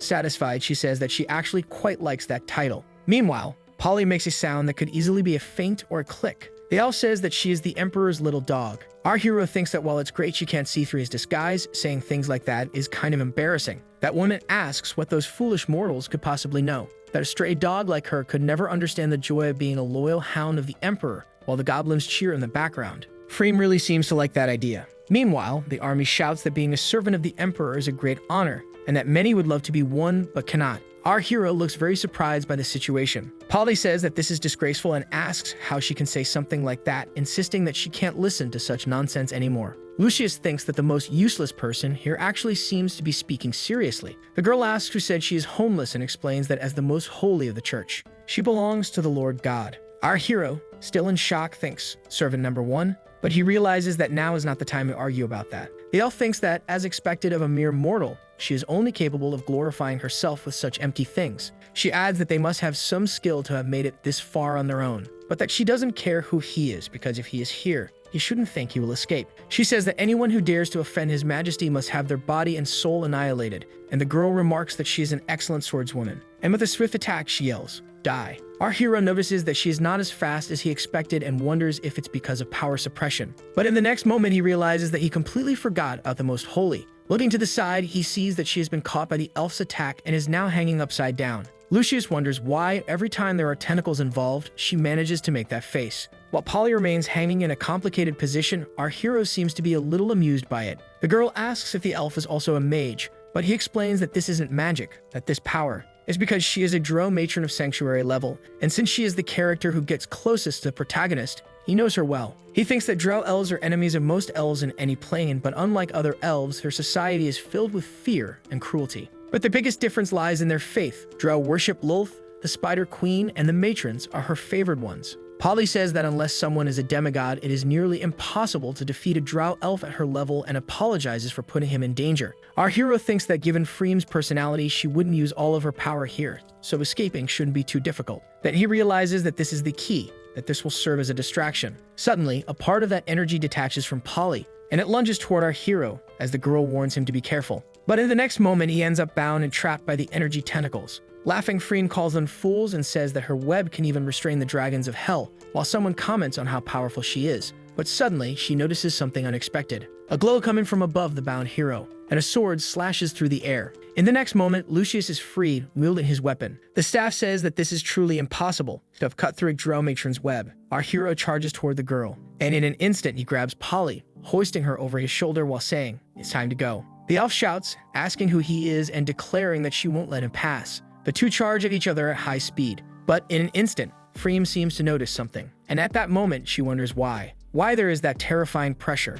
And in the next moment, our hero passes by the elf, looking at her, leaving the woman in shock and frozen in place. Freem wonders if she's even still alive. While the goblins ask if she's okay, the elf replies that she is and that she will send people to track them immediately and wants a wanted poster made. She thinks that this is the first time in this plane that she has felt such powerful pressure and questions whether she is still alive because he chose not to kill her. Freem curses him and wonders who he could be, and since the saint is just a symbol, sending someone like him shouldn't have been worth it. A creature calls out to her and says they should inform the emperor and let him take action to eliminate those two. But suddenly he gets stomped on the face, and pressing him against the ground, the woman keeps him there. Freem, irritated, asks if they want to cause even more trouble by bothering the Lord and if they are trying to prove how pathetic they are. She thinks that he went straight to the saint's cell and also knew exactly where the staff was stored, even though the Lord decided that just yesterday. Suddenly, she realizes that there is a traitor among them, and he was able to intercept an order that was given just yesterday. She thinks that an infiltration of this magnitude is, without a doubt, her gravest negligence in her duty,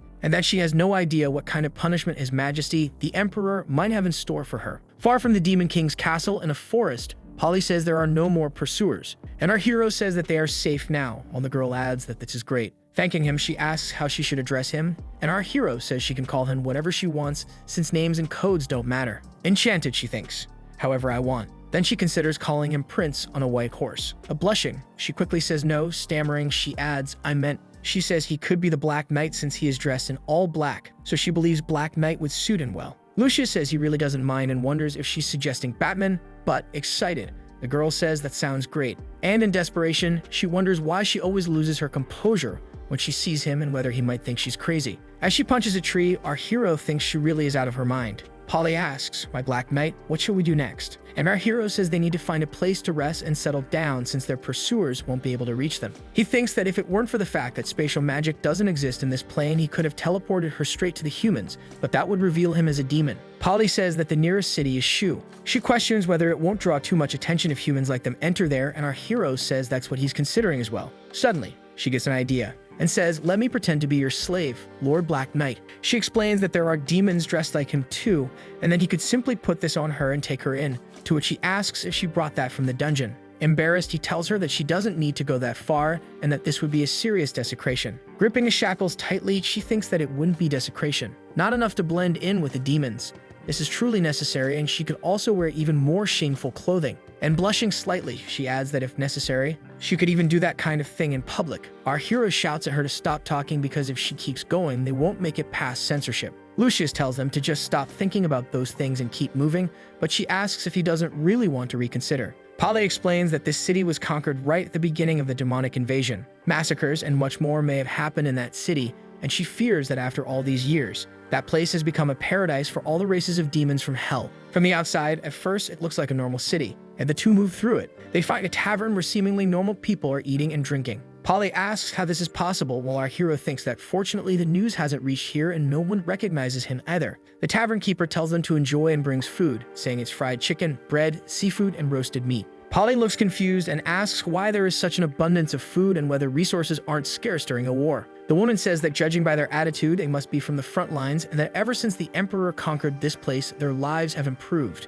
She asks why things got better and whether this wasn't once the fief of a noble Viscount. Then the woman explains that when the city was ruled by nobles, they had to pay 40% in taxes, whether from agriculture or trade. Irritated, Polly asks how that could happen and how such a tax rate could be allowed. A man says she must be a noble who doesn't know the real world, adding that for those beasts, 40% was an act of great mercy. He explains that during the famine years, it went up to 60%, and they also had to work for free, and that his son even died in one of those forced labor jobs. The first thing the Emperor did was strip the Viscount of all power, and then he lowered the tax to 5%, and only then were their lives freed. Polly asks what happened to the Viscount and his family, and the man responds that they were killed, obviously. She sits down thinking that she understood this, that they were killed by the cruel and indiscriminately murderous demons. But the man corrects her, saying no, while lifting his mug. Everyone looks at the girl, smiling while she seems confused, and he finishes by saying that they themselves hanged him on a post one morning. Another day near a lake in the forest. Polly says that the demon army is truly terrifying and asks if what people want is to abandon the Order's alliance. Then she asks Lord Black Knight what he thinks, and he responds that the situation is more serious than he imagined. He thinks, "What the hell? I removed the nobles to provoke the alliance, and they set a 5% tax to dismantle the army, and I ended up making people happy." He remembers Minos and pictures him eating all the papers he was supposed to read, enjoying it like a delicacy. And he thinks that fortunately, he left internal affairs with Minos. There must be countless ways to create a mess with this in the future. Besides, his top priority at that moment is to quickly return the Most Holy. Out of nowhere, someone shouts, "Most Holy, we finally found you." And with a quick movement of his weapon, our hero catches the man who says he is a good man, a member of the resistance against the demon army. Lucius asks about this resistance, and the man explains that they heard the Most Holy was saved by a man, and they had been waiting for them there. He says that many ungrateful people have become servants of the demon army, but the flame of justice will never be extinguished, and the resistance will prevail. Excited, Polly says that there are still resistance warriors in these lands. Excited, the man asks if they certainly don't have a place to stay, and he says that they have a secret base where the two of them can rest. Sometime later, already at the secret base,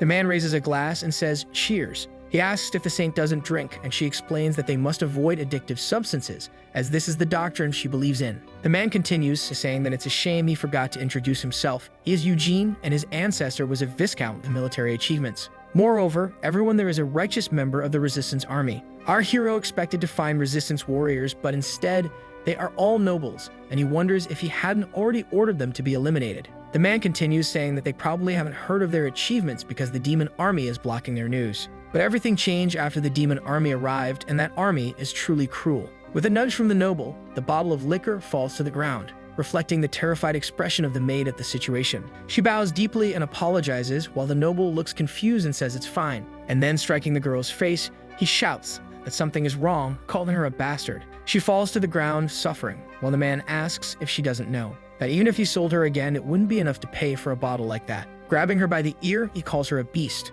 and says that if it weren't for that old man buying her, did she really think she could be here? Besides being as useless as her mother. Excessively enraged, he shouts that she's a filthy dog and prepares to hit her again. The battered girl just waited for the next attack, but it didn't come, so she opened her eyes. Polly was there beside the noble, holding his hand and telling him to stop, leaving him surprised. He explains that he was just teaching that heretic a lesson, and that the church has always taught that they are barbarians repudiated by God. The girl says that this is a critical moment of invasion, and regardless of race, it is time to put differences aside and unite, and the man says he understands. Kneeling beside the girl, Polly asks if she is okay. Surprised, the girl stammers a response that she is, and Polly continues, telling her not to be afraid because she is the most holy of the church. She asks if it hurts, but the girl responds that it doesn't hurt anymore. With shining eyes, Polly thinks, wonderful. And excitedly, she hugs the girl, who becomes a little shy. She says that she is so soft and cute, that this is part of the healing, and asks for her name. The girl replies that she is simply called Papa because she has no surname. Our hero is surprised and thinks about that name,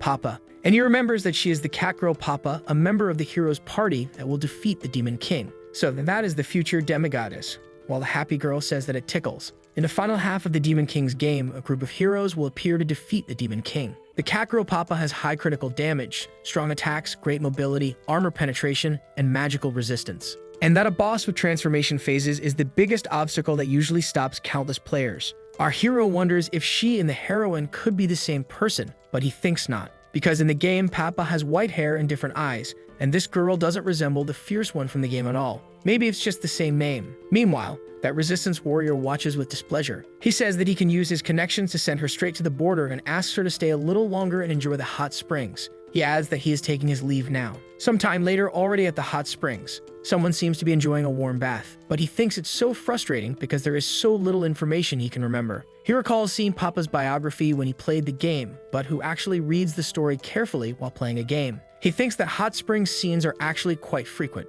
and he wonders if that's why, just as Polly appears taking her bath. He asks if she doesn't think she went a little overboard, and Polly asks Lord Holy Staff if he also thinks she didn't handle the situation well. He says she misunderstood. He explains that he knows what she means, but has she thought about the fact that they won't be here forever? That while she is here, the Viscount won't do anything to the girl. What could happen once they leave? He questions whether in the end they helped her or only made things worse. The staff continues and tells her to forget about that because there's a more important issue at the moment. Why was he left outside, all wrapped up? She explains that it's not convenient to carry him right now and asks if that isn't normal. He says that although he is the supreme symbol of the church's holiness, he still needs help to be cleaned. that he needs someone to wash him. Polly thinks that Lord Black Knight's strength must come from some noble origin, and maybe he also needs someone to help him. The staff asks if Lord Black Knight isn't just behind that divider. Polly sneaks to peek at the Black Knight and thinks that this is a great opportunity to see his true face. Blushing deeply, she thinks, no. She thinks that since the Black Knight is so strong, you will probably notice her immediately. Or maybe the Black Knight has been alone this whole time. It's more likely to be like what's written in books.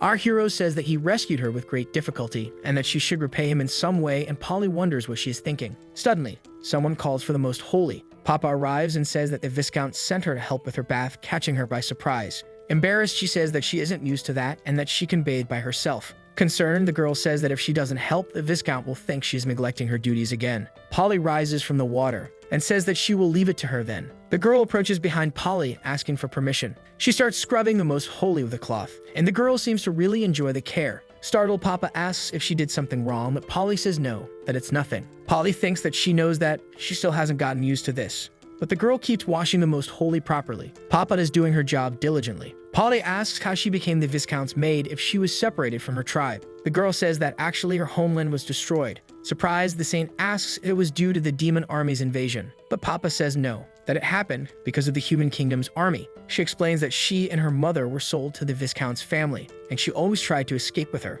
And just 4 years ago, while they were trying to escape, they were discovered, and her mother told her that they should separate. But she was also caught. Polly asks about her mother, and excited, the girl says that it seems her mother managed to escape. However, she's not sure because surely she would have come back for her, and Polly says certainly. The saint thinks that the girl is amazing and that she still has hope. She thinks that the church is against slavery, but only among humans, and that her race is not considered human, and she questions if this is truly right. The staff says he needs to remind her that questioning the church is blasphemy and orders her to stop because it is not something that can be changed. Stretching, she says it feels so good and thanks the girl for it, saying she feels much better, and Papa replies that this is what she should do. And she asks Polly if she's really going out like that, if she's not going to get dressed, but Polly says it's fine because the knight is on the other side. The girl pauses and says, the other side, but he is, and she finishes by saying that there's only one hot spring here. Meanwhile, the saint is in shock as she sees him there, trying to say her name while stammering. Embarrassed, she apologizes and says she made a mistake. But in the next moment, she realizes that he appears to be asleep. She approaches and thinks, well, while Lord Black Knight doesn't notice, she continues to move slowly toward him. And as she gets really close, she thinks that now is the perfect chance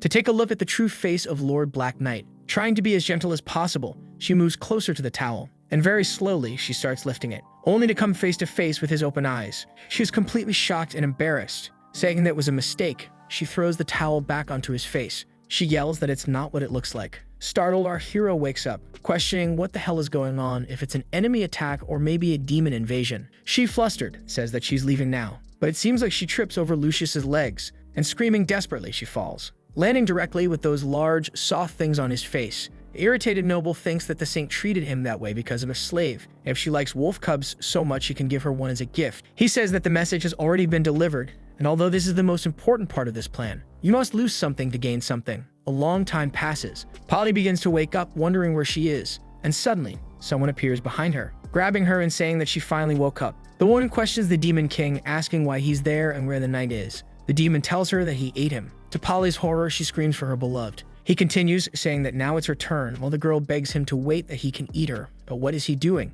Then our hero explains that to eat, he has to peel first. Suddenly, she wakes up in a panic and asks herself, why do I have to dream about these things? But she immediately realizes that she is not alone. Papa says that it looked like she was having a nightmare. She explains that she was sweating, so she wanted to change her clothes, but Polly asks why she is here. The girl says that the Viscount wants to give her to her and asked her to bring the contract herself. Polly tells her to forget about this whole slavery thing because her doctrine does not allow it, and besides, she doesn't need anyone to take care of her. But Papa explains that if she can't be her slave, the Viscount will treat her as negligent, and Polly says, ah, okay, I get it now. She says that she will be in her care for the next few days, but she doesn't want her to bring that master-slave attitude to her. And very happy, the girl says that it will be a great honor to be the most holy slave. But seriously, Polly tells the girl that no one is born to be a slave, and she asks if this contract really transfers her from the Viscount to her, and the girl confirms it, so Polly says, that's good. She adds that slavery is terrible, but the worst thing is finding joy in slavery and showing it. So, she declares that she is no longer a slave and that she doesn't need to call her master while burning the contract. The girl asks, if I'm not a slave, what identity can I have by your side and was holy? Polly places her hand on her head. While smiling, she says that she will be her friend. and she tells her that if she wants to find her mother, it's not convenient to be a slave at her side. While Papa says, "Mother, friend." The girl says that meeting the Most Holy is an honor for her, and Polly says that they will be leaving soon and need to prepare supplies. She tells her to get ready as well, and that if she needs anything, she should let her know. Papa runs off, saying that the saint should go have breakfast and that the knight dressed in black should have arrived by now. Polly tells her to forget about that because Lord Black Knight and the others have probably been waiting for quite some time. But suddenly, something bothers her, and she thinks that she's remembering again. How could she have done what she did last night? How will she be able to face Lord Black Knight now? Sometime later, Papa runs across the grass, saying that now she can finally go outside and look for her mother. She says that she won't leave the saint behind. But suddenly, she notices something, and she thinks it's the aura of the demon army, but it's completely different from the usual type in this city. She concludes that this must be a high-ranking demon. She wonders why it's here and whether the saint and the others have been discovered. The girl starts running.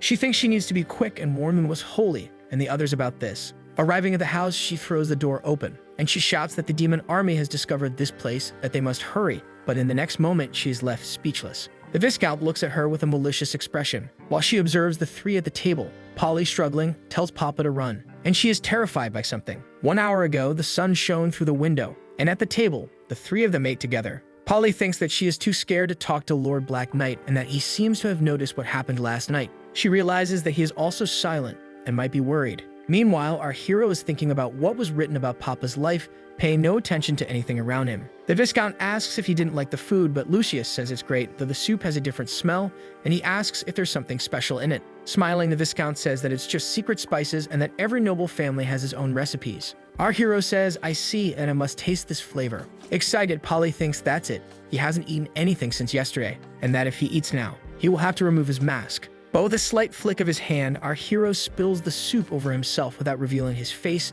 leaving Polly devastated and the Viscount impressed. Polly, devastated, thinks, this isn't fair. But in the next moment, she notices something strange, and placing her hand on her head, she asks what's happening, and the noble replies that this is exactly what he was talking about, that it's just a little bit of the secret spice. At that moment, the girl opens the door, warning that the demon army had discovered this place. But suddenly, she is in shock at what she sees. The Viscount looks at her with a sinister gaze, while Papa observes her friends at the table with some kind of problem. With difficulty, Polly tells her friend to run. Frightened, the girl rushes to Polly, asking what they did to the Most Holy, while Polly collapses onto the table. Papa says that he betrayed the Most Holy and called the demon army. The Viscount admits that it was him, but asks what she means by betrayal, claiming he was simply following the trend and making the right choices. And suddenly, he attacks the girl, demanding to know who she is to question him, calling her a vile beast. The girl falls to the ground, injured, while Polly, heavily drugged, calls out her name. Then, struggling, the saint calls for Lord Black Knight. The Viscount says, "Dear saint, you can't still be expecting that Black Knight to save you, can you?"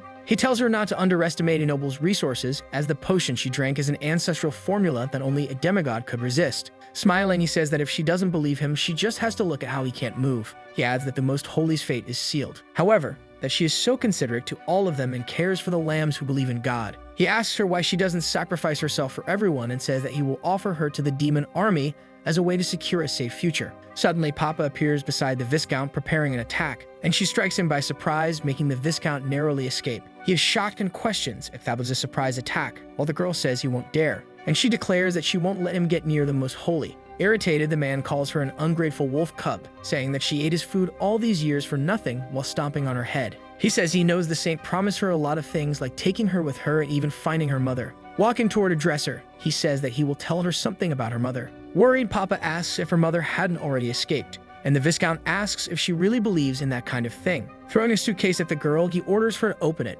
and pointing at it, he says that what's inside is. The girl quickly opens the suitcase and is left in shock at what she sees. The cruel man says that it's her mother, while she remembers a moment she had with her. Papa screams desperately, hugging whatever is inside the suitcase. But in the next moment, something strange happens, and a massive surge of energy bursts from the girl. Two people run barefoot through the forest. The girl's mother tells her that they will be captured soon if they continue like this, so they must separate. That suitcase remains there on the ground. Crying, young Papa asks if she will really be able to escape, and her mother says yes, and that when she is safe, she must remember to find her. The girl cries as her mother approaches her. She tells her to return to the pastures where they lived or near the river where she loved to fish, and that she will wait for her there. Meanwhile, in the present, Papa opens that suitcase, stunned by what she sees. That young girl runs across the field, fleeing, while her mother thinks that she must not stop or look back. Back in the present, the Viscount laughs wickedly, when suddenly, a massive surge of energy bursts from the girl. Unlike some beast women who have the gift of transformation, some require an extremely strong emotional trigger. In that moment, that girl was awakening. The man says he didn't know he had another one like this, and the Viscount tells him to stop talking nonsense, saying he doesn't want any damage to the mansion. Another man tells them to wait a bit because she hasn't fully awakened yet, and the Viscount says to hold off until she completely turns into a wolf. But in the next moment, something unexpected happens. The girl, in a fit of rage, slashes at the man with her claws. The others question how this is possible, saying that she is different from before. Papa now seems completely out of control, and the men are attacked without even having a chance to defend themselves. She continues striking one after another, swiftly eliminating them right in front of the Viscount. That cruel man seems unable to believe it and questions how she can kill even with a slave contract in effect. And in the next moment, he realizes that crazy woman destroyed the contract. The energy flows powerfully through the girl. That Papa says, "I will." Fallen back into fury, she adds that she will kill him. Now scared, the Viscount says she can't and begs her to listen to him. Suddenly, she seems to sense something different. Then someone enters the room asking if she is a white werewolf. She says she remembers the legends that they can transform into werewolves and carry the blood of ancient gods, but she never knew it was true. Furious, the girl tells the demon army not to dare approach the most holy. Freem says that continuing to fight under the pressure of her sanctuary-level aura, even having only partially awakened, is truly rare and powerful. As the girl flies toward her, attacking, she continues, saying, however, and with an energy shield, she blocks the girl's attack without even moving. And then, in the next moment, she strikes her. Papa is slammed into the wall, while Freem calmly says that she should choose her opponents more wisely. Then she asks the Viscount if he was the one who sent the message to the demon army, and what his name is. He replies that he is Eugene and that he serves them. The Alpha asks if he used an excuse to keep the two there, and the Viscount confirms, saying he did so to await her arrival. He explains that they are never stingy in rewarding merit, and securing noble status again is not impossible. Excited, he thanks the lady and says that the saint and the knight drank a secret potion and now cannot move. Freem says, Black Knight. That name is the complete opposite of the Emperor. How dare he? Eager to please, the Viscount says he is indeed very bold and that he will help her tie them up. But suddenly, someone grabs the man by the face, and our hero says, all right. Rising from the table, he says that the show is over. Confused, the Viscount asks how he can be awake after drinking everything, and Lucius questions, how is this possible? He asks, look, she didn't even get close, did she? Freem says that if he escaped from her clutches, could he really be taken down so easily by a mere potion? That would be an enormous insult to her. Lucius asks how they can negotiate if she lets them go in exchange for releasing that man. The Viscount pleads, begging him to help. The elf asks, you want me to release a criminal who insulted his Imperial Highness in exchange for a worthless human? Preparing to attack, she questions if he really believes that is possible. The Viscount panics as our hero holds him by the head. A massive and powerful energy attack surges toward them, and Lucius lowers the man's head to make him dodge it. He says that he really thought that was a stupid question, so now he should wait for what's coming next. With a strong push, he slams the traitor's head against the table, and he remembers when this guy slammed him into the table earlier. Somewhere, someone was using a mouse. A catastrophic event occurred in a port city. A massive white wolf destroyed half the city and then disappeared.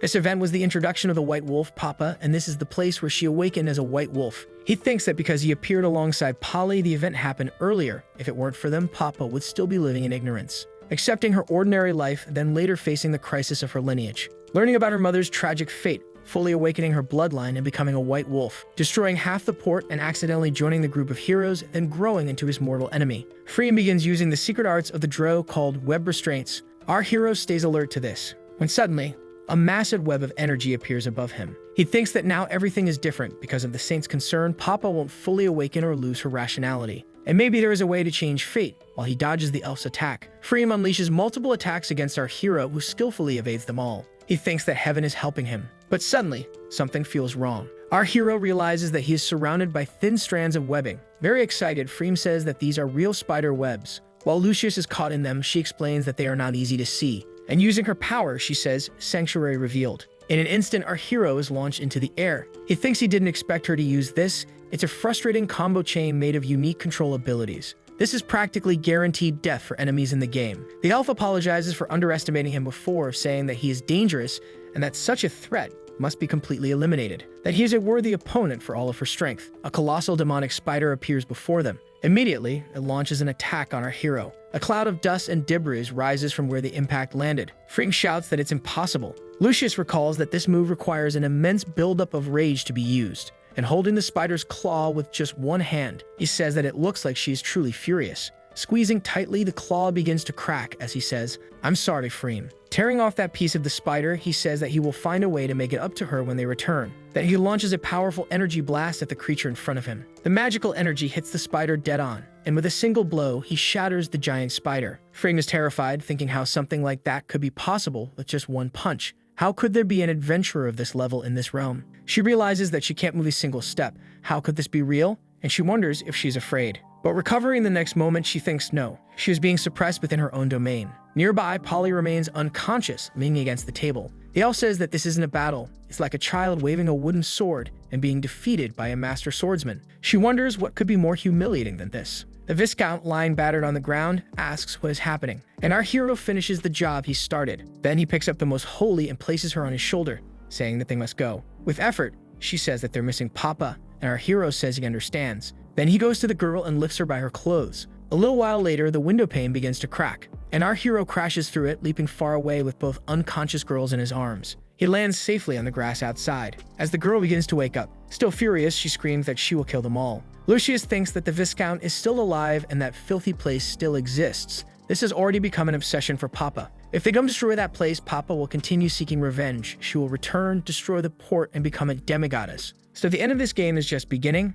and this is just a gamble, but he will help her complete her revenge. Dark energies and magical chains are everywhere. Inside that place, the Viscount asks what is happening, and suddenly, something strikes him. A powerful red energy hits him from behind, making him scream. That attack seemingly puts an end to the man. Freem shields herself with her arm as she watches the situation, and a massive explosion strikes the place. The staff says that this is a terrifying magic, unprecedented in this realm of Rasma, and not even the legendary powers of the past wielded such force. Our hero observes the scene while the staff stays close, wondering who he is and why his power carries an aura that it despises so much. The entire area seemed utterly destroyed, while Freem stood watching, questioning why. The whole place is completely devastated, and in the middle of it, the elf remains in shock, until she finally asks herself why the man let her go again. Somewhere else, under a beautiful moon, our hero is having a snack by a campfire. He thinks that now things might be better for Papa. She won't trigger the wolf incident anymore. She won't encounter the heroes, and she won't become a demigoddess. But he also wonders if they're overthinking it, and if in reality,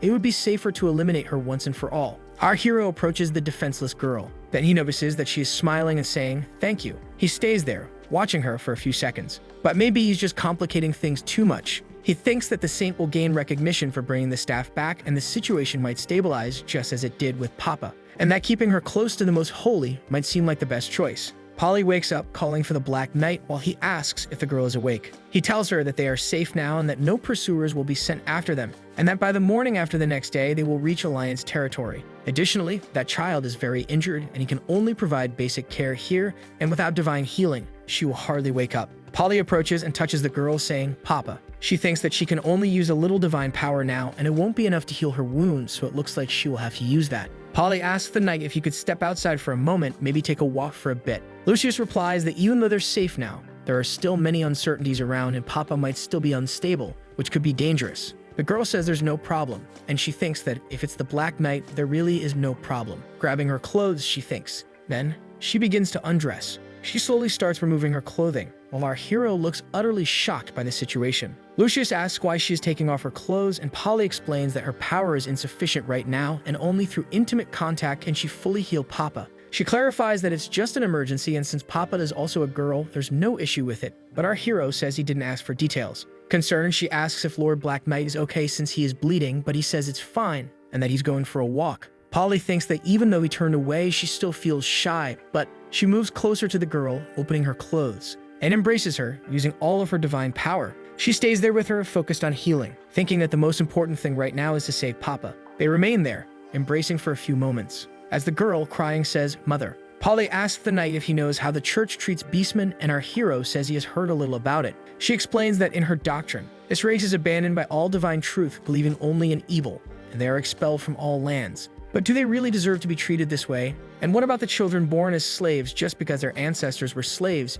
Is that truly right? The staff responds sternly that this is stated in the doctrine, and that she cannot question it. Sometime later, she finishes healing the girl. Continuing, the staff says that they should stop arguing about this. Our hero says he doesn't know much about it, but he has always believed that all people were created equally. And Polly asks, all are created equal? But what kind of equality? He explains that if they acknowledge that everything in the world was created according to the true will of God, then everyone would be equal in his eyes. Polly asks, kings and popes would be equal to slaves. I can't comprehend that. He asks, if they aren't equal, then how could the true God be just, most holy? The sky nourishes both the tree and the grass, and maybe for them it is their God. But does the sky distinguish between trees and grass? He continues, saying that if rain is truly God's gift to this world, then rain is just. The staff says that this is blasphemy, that these are the words of a demon from hell, and that not even demons would dare to speak such things. Polly seems to have understood something, and approaching the man, she says, Lord Black Knight. She questions him about what he means. She explains that although she feels a depth in his words, she still has some doubts. Our hero says that instead of having doubts right now, she should go put some clothes on first. Realizing the situation, she turns completely red. She suddenly grabs the man's head and hurls him far away with a single throw. As he bounces across the grass, she apologizes. Desperate, she asks herself what she just did. Worried, she asks Lord Black Knight if he's okay, and the man replies that she should just let him lie there for a while. Our hero explains that if they hurry, they can reach the Alliance territory the next day. He tells her that this is a secret piece of military intelligence from the demon army, and he will give it to her first. While she wonders, military intelligence? That the demon army has stationed most of its troops there, and avoiding those locations might turn the tide of the war. Polly asks if those places aren't kind of useless. Why would the demon army heavily defend that region? Proudly, he thinks that's exactly it, that he arranged all of this, and he keeps wondering why he is giving her such important information. Could it be because the Lord Black Knight will not accompany her to the holy sanctuary? Lucius curses the situation and wonders if he should go to the holy sanctuary and surrender himself. Then he says that he will go only where he must, and that there is no need to track his path as he is hidden among the crowd, and that maybe one day they will meet again, or maybe not. The night passes, and during the day, the group continues on their journey. They travel, enjoying their time together. Then, at one moment, our hero calls out to the Most Holy and tells her that they have reached the end of their journey. The two girls walk forward and approach the city gates. A soldier orders them to stop and asks who they are. Then Polly explains that there is no problem. She is Polly, the saint of the church, and this is her friend Papa. And smiling, she says that over there is Lord Black Knight, but then she realizes he is already gone. The soldier asks how it's possible that she is the Most Holy, and another soldier whispers that it could be. But the man orders him to stop talking and says that while they wait here, the other soldier will go report it. Smiling, Polly tells the girl not to be afraid because this is the Alliance's base and they are safe now. The soldier apologizes for not believing them right away and explains that this is the war front and behind them are their homes, but Polly says she understands. Grabbing the staff, she says that if this can help prove her identity, this is the sacred relic she recovered from the demon castle. This is the sacred staff of Eugene. The soldier asks if she really expects him to believe that this is the sacred staff, while Polly admits that it does seem a bit hard to prove. And suddenly, something surprises the soldier, as Polly casts a spell in her hand saying that then he should recognize this sacred magic. Amazed, the soldier says that this is truly divine magic from the church, and that it seems she really is the most holy, he says with a determined look. The gates behind them open and several people appear, asking where Polly is. Excited, she recognizes Professor Lockle and says that she never thought he would be there, that it has been a long time, and that he was her history professor. As she explains that it has been a long time since he was her teacher, the man suddenly casts a divine spell of great suppression. That magical energy flies toward the girl, who asks what he is doing. The staff asks if that is a spell meant to seal all divine power, and as he is being deactivated, he thinks that this might be the case. Lockle shouts that she is the criminal Polly, betraying the Alliance and serving the demons, in addition to committing countless heretical acts, causing the fall of the fortress. She says that this must be a mistake. How could she serve the demon army? And that the sacred staff can prove her innocence. The man declares that by this order, she is under arrest by direct decree of the Holy Inquisition of the Church. Furious, the girl charges at the man, ordering him to let the saint go, while Polly tries to stop her. The girl shouts for them not to hurt Papa as the man firmly grips her by the neck. He continues, saying that on top of everything, she is conspiring with a beast woman. That man orders them to take care of the two criminals, and some time passes after that incident. Polly is locked in a cell, and she thinks that after finally escaping the Demon King's army, how could she meet such an end? Someone appears and asks if she is still trying to explain herself. He tells her that she was declared a traitor a month ago and that the one who truly recovered the staff was Doroth. Irritated, the soldier says that because of her betrayal, his family fell into the hands of the demons, including his sister, who is only 11 years old. Polly tries to say that she didn't betray the Alliance and questions how Doroth could be a saint. She was just a reserve saint. Someone appears and asks if Sister Polly is surprised, saying that she was really happy to see her again, but that this meeting is truly ironic. The soldier asks why Saint Doroth is there in person, and the woman says that she needs to speak with the criminal and asks for the prison key for a moment. He hands her the key and warns her to be careful because the beast woman is very aggressive, to which Doroth, smiling, thanks him. Then the soldier says that he will stand guard outside and that she can call him if anything happens. The woman just observes for a few seconds, and she uses a magic that shines yellow. In the next moment, she unlocks the cell, and stepping inside, she explains that it's a very convenient magic that prevents them from being heard, making it the perfect moment to discuss secrets. Doroth asks if she doesn't have a lot of questions to ask too, and Polly says that it seems like this woman has a lot to say to her. Getting very close, the substitute saint looks at her now and asks if she is the same Polly who followed her back then. Doroth says, "With all this money spent to block divine magic, you're not much different from an ordinary mortal, are you?" Using magic, she removes all of the Most Holy's clothes. Satisfied, she looks and says, "Yes, good." And now she looks much more like a prisoner, asking if Sister Polly doesn't agree. Getting close again, she says that now she will answer all her questions. As the third princess of the Pampria Empire, this kind of fantasy seems non-existent. Her mother, who she never knew, was supposedly a servant in the castle, and she was born from a drunken mistake of the emperor. Since birth, she was branded as a disgrace and a bastard child, and the only future she could have was to be forced into the church to serve God as a nun. But she never gave up. She climbed step by step until she entered the holy city, and then she was chosen as the reserve saint, having a chance to become the next saint. But in the end, the church knew who she was. How could they allow a member of a royal family to rise in the church? The church could become a tool. So she was deceived by fate once again, and she was defeated by it because of her birth. A massive explosion occurred as Doroth watched. It was the demon army invading. The waters churned, and the rules of the old system collapsed. To survive, the church, the human nation, and other races united. And at that moment, she, the abandoned pawn of a royal family, suddenly found her role becoming very important. The princess of the empire became the most holy of the church, and the pope gained support from secular forces in those times of crisis. And the empire nailed her as a stake into the church, a church they had been unable to infiltrate for hundreds of years. The world needed a saint, and the saint fulfilled the mission of infiltration. Recovering the artifact would make her the princess of all.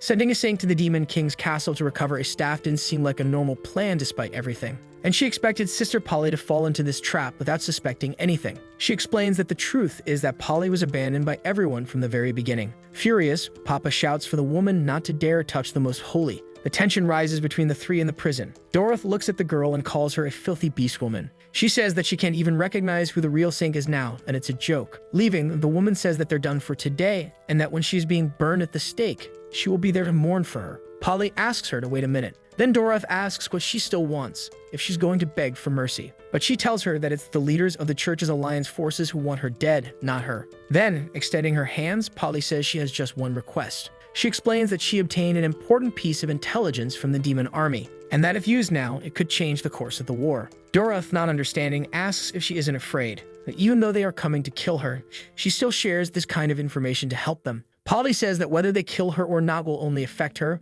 but if the demon army can be stopped, its effects will cease throughout the entire realm of Razma. Looking down from his palace, our hero says that he is the king, and that he's finally back, and the saint should no longer be in any danger now, especially with the information he gave her. She will be canonized on Earth for the exceptional contribution she made, and he has returned to his homeland, making it a double victory. Letting go of his cup of wine, he thinks, however, it is still too soon to celebrate that he suffered a major defeat while undercover and the castle must be in terrible condition. He heads out of his chamber, and right at the door the elf is bowing, congratulating his majesty on ending his seclusion. Somewhat surprised, our hero asks what Freem was doing there. Exalted, she says that she wishes for death, that she failed to keep prisoner Polly in custody and allowed her to be rescued. So she had planned to tie herself up and wait there for her punishment, but apparently it's quite difficult to tie oneself up. Our hero approaches and tells her that it's not her fault. He says that an enemy she could not stop is not just an ordinary person, and that he underestimated this plan. He did not expect someone so powerful to be there. As they are talking, someone else approaches.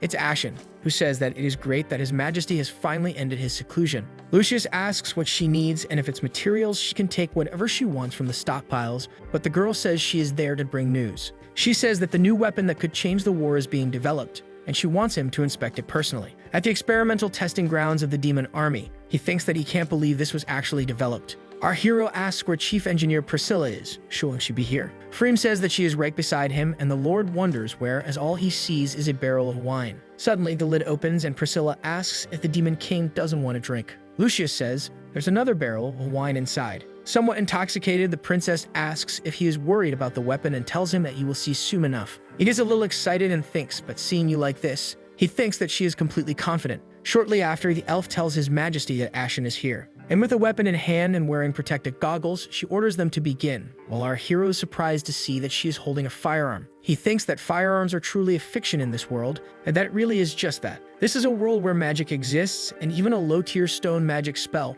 can have the same effect as a modern weapon. Furthermore, experienced adventurers can easily cut bullets with their swords and can even wield them faster than a bullet moves. Not to mention that the Allied forces wear steel armor, which these so-called firearms wouldn't simply be able to penetrate. He wonders if this is the result of all her hard work, that she recreated it exactly based on the blueprints. However, even though she made this piece of junk, he will evaluate it as a divine artifact. Ashen prepares to fire that device, and as she pulls the trigger, a massive explosion erupts in front of her, leaving everyone around completely astonished. Excited, the girl says that under the chief engineer's guidance and with some of her own adjustments, they created the super weapon that will end the war. Shocked, the princess mentally questions the girl, who insists she only made a few small adjustments to the weapon. Meanwhile, our hero, terrified, wonders if she is actually calling it a firearm. He approaches the girl and says that this was very good and asks if this is it, leaving her a little confused. Ashen says that with pacifist, she wants to improve the weapon, since this one only fires 7 times to end the war quickly.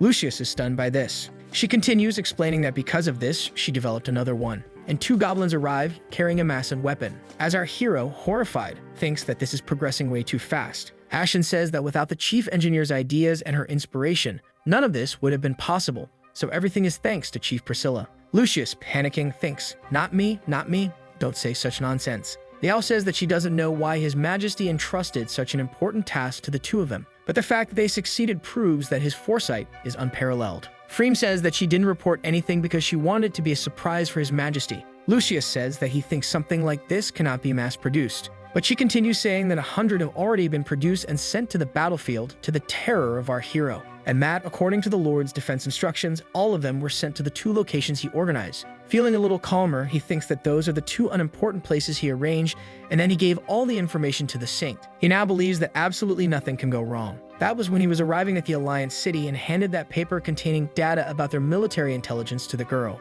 And later, when the Saint said she only had one request, explaining that she had information that could change the tides of war, and Doroth asked why she wanted to help if they were going to kill her. Sometime later, at one of our hero's strategic locations. In that forest, there are some signs of combat. Some birds fly over an area devastated by a weapon, and the scene shows that there was a true massacre of the human army. In the afternoon in the Alliance City, Doroth asks how she knew that the human army was in that specific place. Worried, Polly asks what happened. She explains that the general, along with 100,000 men, dwarves, and elves, fell into an ambush and were annihilated, with only a few escaping through the trees. The Saint is in shock upon hearing that it was 100,000. Exalted, she says that she gave her the military intelligence data and asks why she continued opting for that route, saying that this is over. Doroth says that she properly delivered it, but the human army received support from the other races, and that was the best route besides the fact that they did not believe in Polly. In the end, the marshal died in battle, and the elven princess is missing. She thinks this was not her fault. She continues saying that this was not her fault, but knows that someone will have to take responsibility for all of this.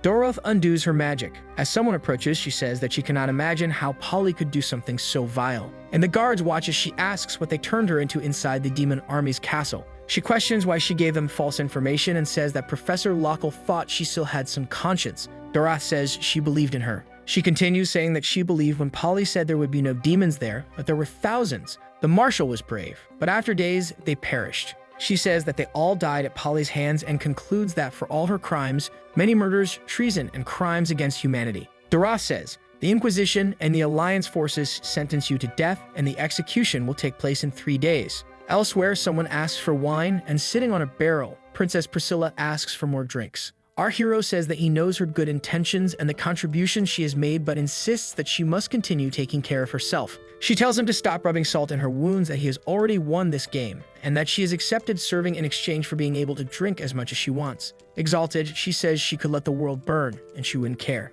Our hero thinks that she cannot rebel and that she should use that brain of hers to create some devious schemes. But he says that he knows she worked hard and that she can now step down from the weapons department, and that he will leave the position of chief engineer to Ashina, surprising the girl. He says that he grants her the city of Granville as her territory and that she can now go rest there. With a map, our hero points to where the city would be. Shocked, the girl asks if he is really giving her a territory on the border and thinks that it would be easy to escape from there, wondering if the Lord thinks she wouldn't do it. But the Lord confirms it and thinks that it's better if she runs. After all, if the 2 of them stay there a few more days, they will probably build a war tank. The dark elf calls for Her Highness. She says that, as expected, the Alliance sent 100,000 soldiers to that area, and they were ambushed by the demon army, and that the machine guns they developed played a crucial role in that battle, eliminating more than half of the army in an instant. Very excited, the dark elf celebrates. Something happens to Princess Priscilla. She doesn't seem to be feeling very well, and she keeps getting worse and worse. As the princess slides off the barrel, the elf says she simply is. Our hero says that she is just very happy, and the worried elf calls for His Majesty. But he explains that she doesn't need to worry because those are tears of happiness. He questions why the allies did this after he provided the strategy through the saint. Even more excited, the elf says she has even more good news, and our hero, nearly having a heart attack, asks more. The Alliance has considered the holy human a traitor and will execute her publicly at the stake. Our hero and the princess are absolutely shocked by the information, while Freen calls for His Majesty, who shows no reaction. He says that he has had visions and will remain secluded for a few days, and that the army's decisions will be left to her and the Minotaur, while he thinks about how he will save the saint. As the soldiers bring the saint, someone asks if that is Polly and why she betrayed humanity. Someone throws a stone at her and shouts that she is an evil woman. And a man shouts that his brother died on the battlefield because of her. Doroth thinks that no one knows about Sister Polly, that people are ignorant, and that now they will only remember Doroth as the saint, and that she will be forever thrown into the trash bin of history. A man asks if that is Doroth, the one who infiltrated the demon castle and made fools of them, saying he heard she brought back the sacred artifact.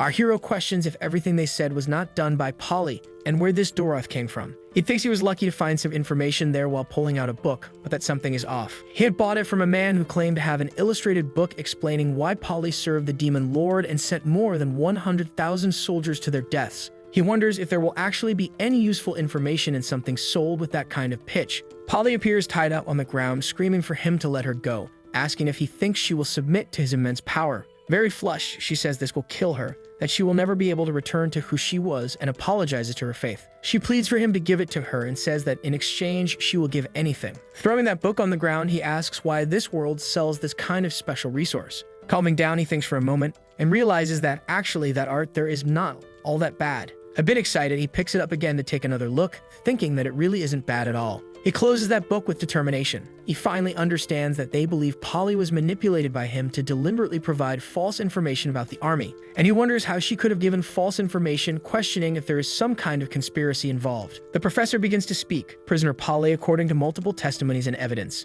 He says that she was captured after the defeat, deserted to the demon army, and committed military treason, leaking military intelligence multiple times as well as capturing and torturing many soldiers. She competed for the position of saint and committed multiple murders of church clergy. Additionally, she researched necromancy, curse magic, and other heretical spells while she was a saint. The bored nobleman says this is just a formality and asks why it's taking so long, while another orders them to burn her already. The man adds that the prisoner confessed to all her crimes and that she is now sentenced to be executed at the stake. Polly questions the confession. She screams, asking if they are referring to the forced hand marks on her wrists. She says she does not recognize these accusations and will never repent for an unjust charge, stating that she never betrayed her faith and never will. Using magic, the professor commands her to be silent, restraining her with a series of magical chains. Then he continues and says, Polly, for the sake of the world's justice, you must die here. And he throws a burning piece of wood in her direction. At the next moment, a massive lightning bolt crosses the sky, frightening all the villagers. The professor questions why it suddenly started to rain, and people ask if perhaps God does not want her to be burned. But the man insists and begins to use divine art, and he casts magical fire at the girl. Then Polly starts to be engulfed in flames. Our hero thinks this is a farce, that a simple investigation would reveal many holes in it, but no one cares while people are being manipulated. Besides that, the demon army is already at their doorstep, and they are still concerned with internal conflicts. Lucius thinks this is his cue, and that he will get the Sing out of there and train amid this chaos. In the middle of all that confusion, our hero advances toward her. Suddenly, something catches his attention, and a sacred light appears, making him realize that it is an omen of deification. A sacred light fills the skies. The professor asks how such an amount of divine power is possible. From the pyre, Polly calls for Bishop Lockle. Immediately, he kneels before her. Stammering, he says that he is there. She asks if he thinks this reign is right and just. Still stammering, the man responds that yes, it is right and just, for it does not discriminate and falls on both the rich and the poor. Polly says that this is not true. Rain is just, it falls on the poor and the rich, but it is not just because it falls on the rich and the poor. It is just because this world it falls upon is not just at all. A massive divine energy mixed with fire emerges on the platform. A beam of divine energy descends from the sky onto Polly, and she appears, overflowing with that energy, wearing divine armor. Flying with her 6 angelic wings, she says, I will judge this. and she declares that this world. Terrified by the situation, the nobles ask what this is, and the professor says that she's a fallen angel. Polly calls for Bishop Lockle. Pointing her divine sword at the man, she says, "You." Meanwhile, the man falls into despair. Then she declares that he is guilty, utterly destroying him. Immediately after, she points her weapon at the table where all the nobles sit and says, "All of you." They scream for Polly to wait, saying there must be some mistake, that she doesn't need to worry, for her name will be cleared and she will remain the saint. Without showing any reaction, Polly simply declares that they are guilty and annihilates them mercilessly. And she continues saying, You two, all of you are guilty." She declares that whether they belong to the demon army or the alliance army controlled by the unjust, all will be subject to her judgment. She calls for every unjust person still standing to run far away and spread the word of her judgment so that all may hear. She tells them to tremble for their sins and flee in fear of her. And she adds that those who are merely deceived by falsehood. A wounded soldier looks at his injuries, as she says that those who believe in justice and righteousness may remain here. Pointing her weapon toward the sky, she declares that she will establish paradise on earth. From the church balcony, Doroth says that everyone has gone mad. She shouts that she will not run and that she does not fear her, for she is the saint, the one who should have become an angel.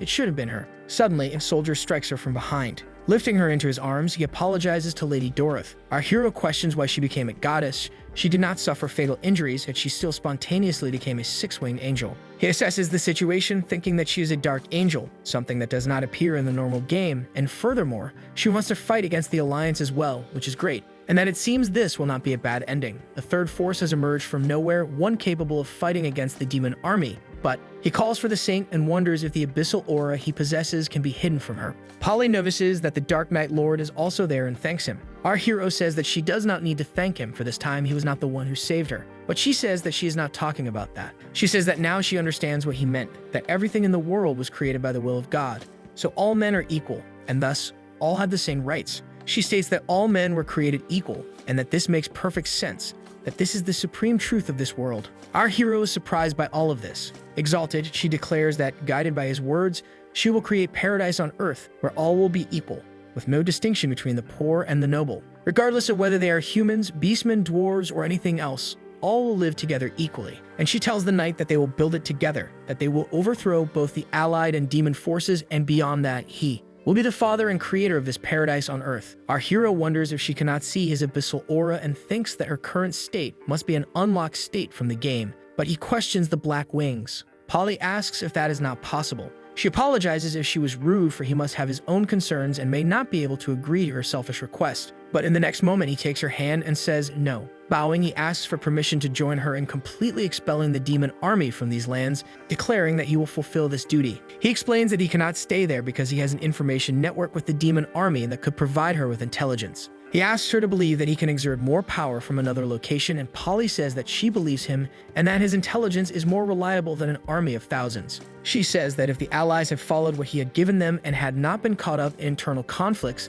the deaths in the last battle would not have happened. She concludes that it is precisely because of this that all these things need to change. Sometime later at the sacred sanctuary, someone says that this is the most important room they need to inspect. Opening the double doors, the two men observe the inside. He explains that each candle represents the life of a high-ranking church member, and for example, the one in the middle represents the supreme pontiff of the church. The young man asks what happens if it goes out, and he explains that the candles there cannot be extinguished unless the soul ascends to heaven. As the young man observes an extinguished candle, he explains that it would be represented with the flame of the soul going out, and at that moment, a multitude of flames extinguish. The man shouts for the Holy Father, saying that several flames of important members have gone out, while the guard stops the man, calling him a fool. That man kneels in a place filled with sacred energy, saying, "Holy Father," and he asks if this is the trial that he has set for them. Far from there, at the Demon King's castle, Freem watches from a balcony, thinking that it is a grand display of magic, that it is the aura of a demigod, and wonders if another demon emperor has come to this plane and why there was no prior warning.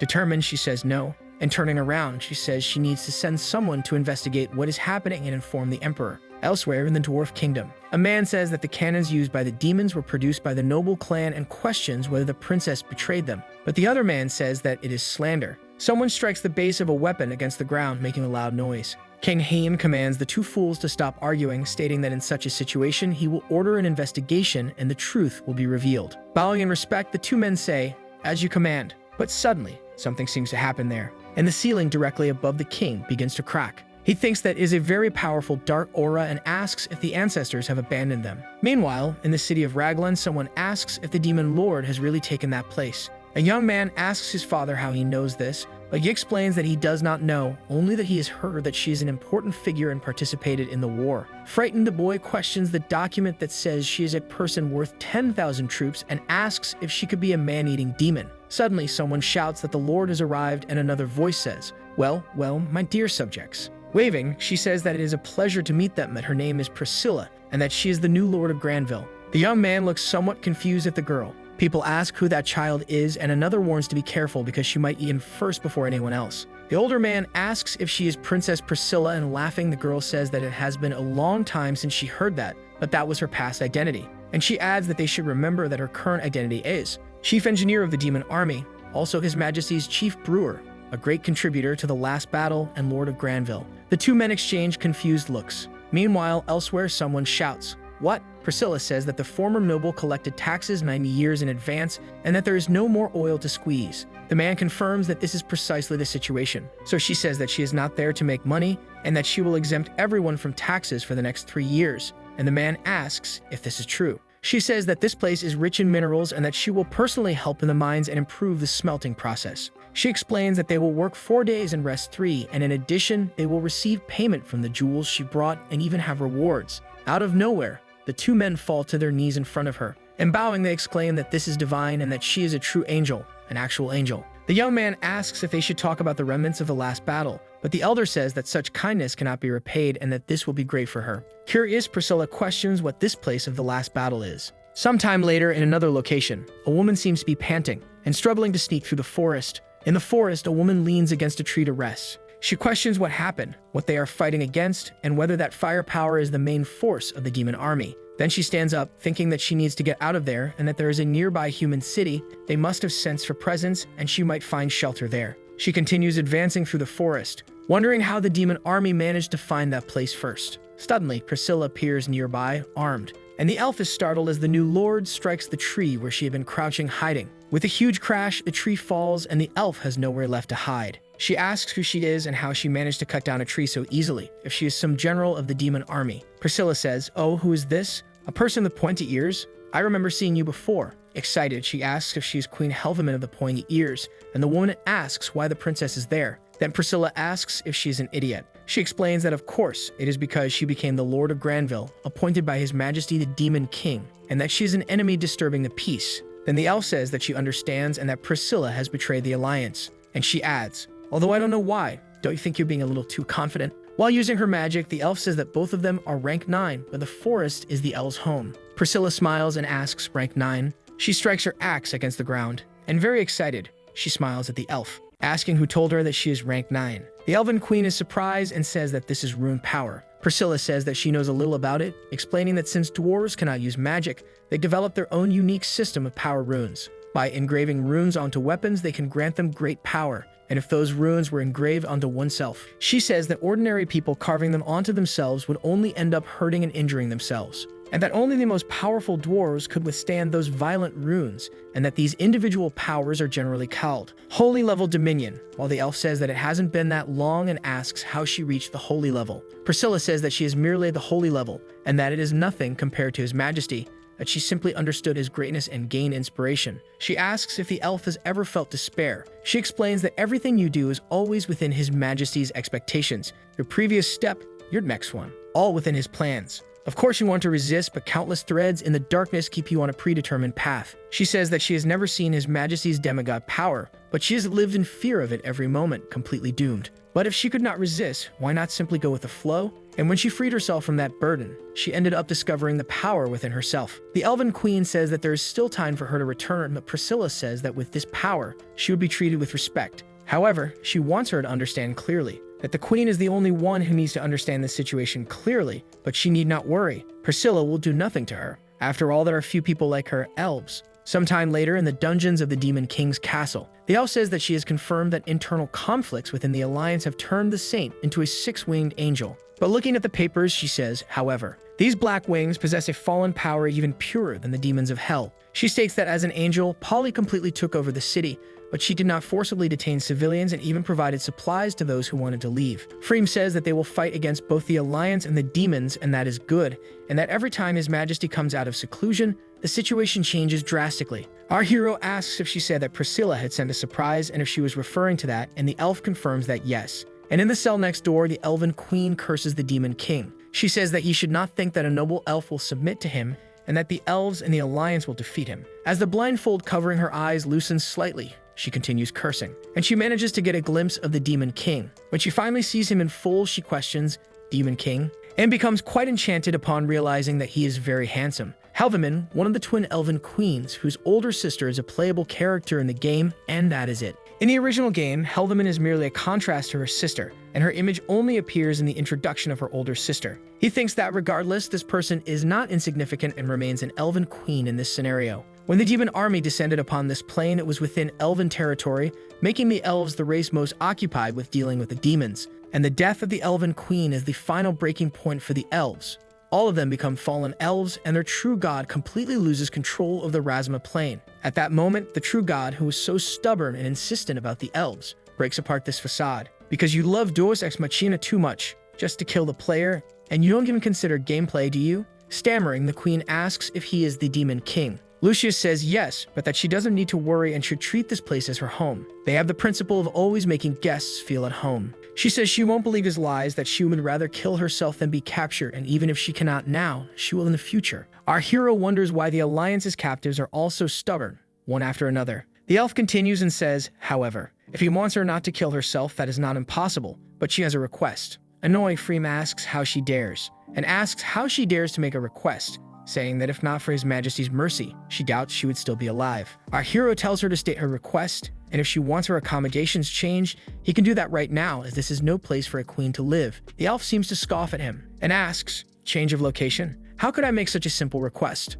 Lucius asks if it is some political demand, such as retreating from a territory or adjusting military distribution. Excited, he thinks, yes, yes, as expected of the elven queen. Her vision is extraordinary. This could take us far. And in the next moment, she says, hold me. She adds that she wants him to embrace her, but it must be a tight hug, and she promises that if he does, she will not kill herself. Surprised and confused, our hero wonders if that is all. Exasperated, Freem says that this is completely unacceptable and that elves are the most hostile race toward them in this plane. So this shameless woman must have some kind of plan. He thinks that he is not afraid since she has no way to break through his defenses, and he really cannot expect anyone here to be normal. Indifferent, Lucius asks if it would be just a hug, and as the queen confirms it, Freem becomes worried. Approaching the woman, he tells her they should do it then, while the dark elf looks on in disbelief. He thinks that given the nature of elves, if he refuses, she will most likely truly kill herself, and he cannot afford to make more enemies. Luckily, it only requires a hug. The elven queen blushes and thinks it is wonderful. She admires his short hair, his pleasant scent, and his elegant aura.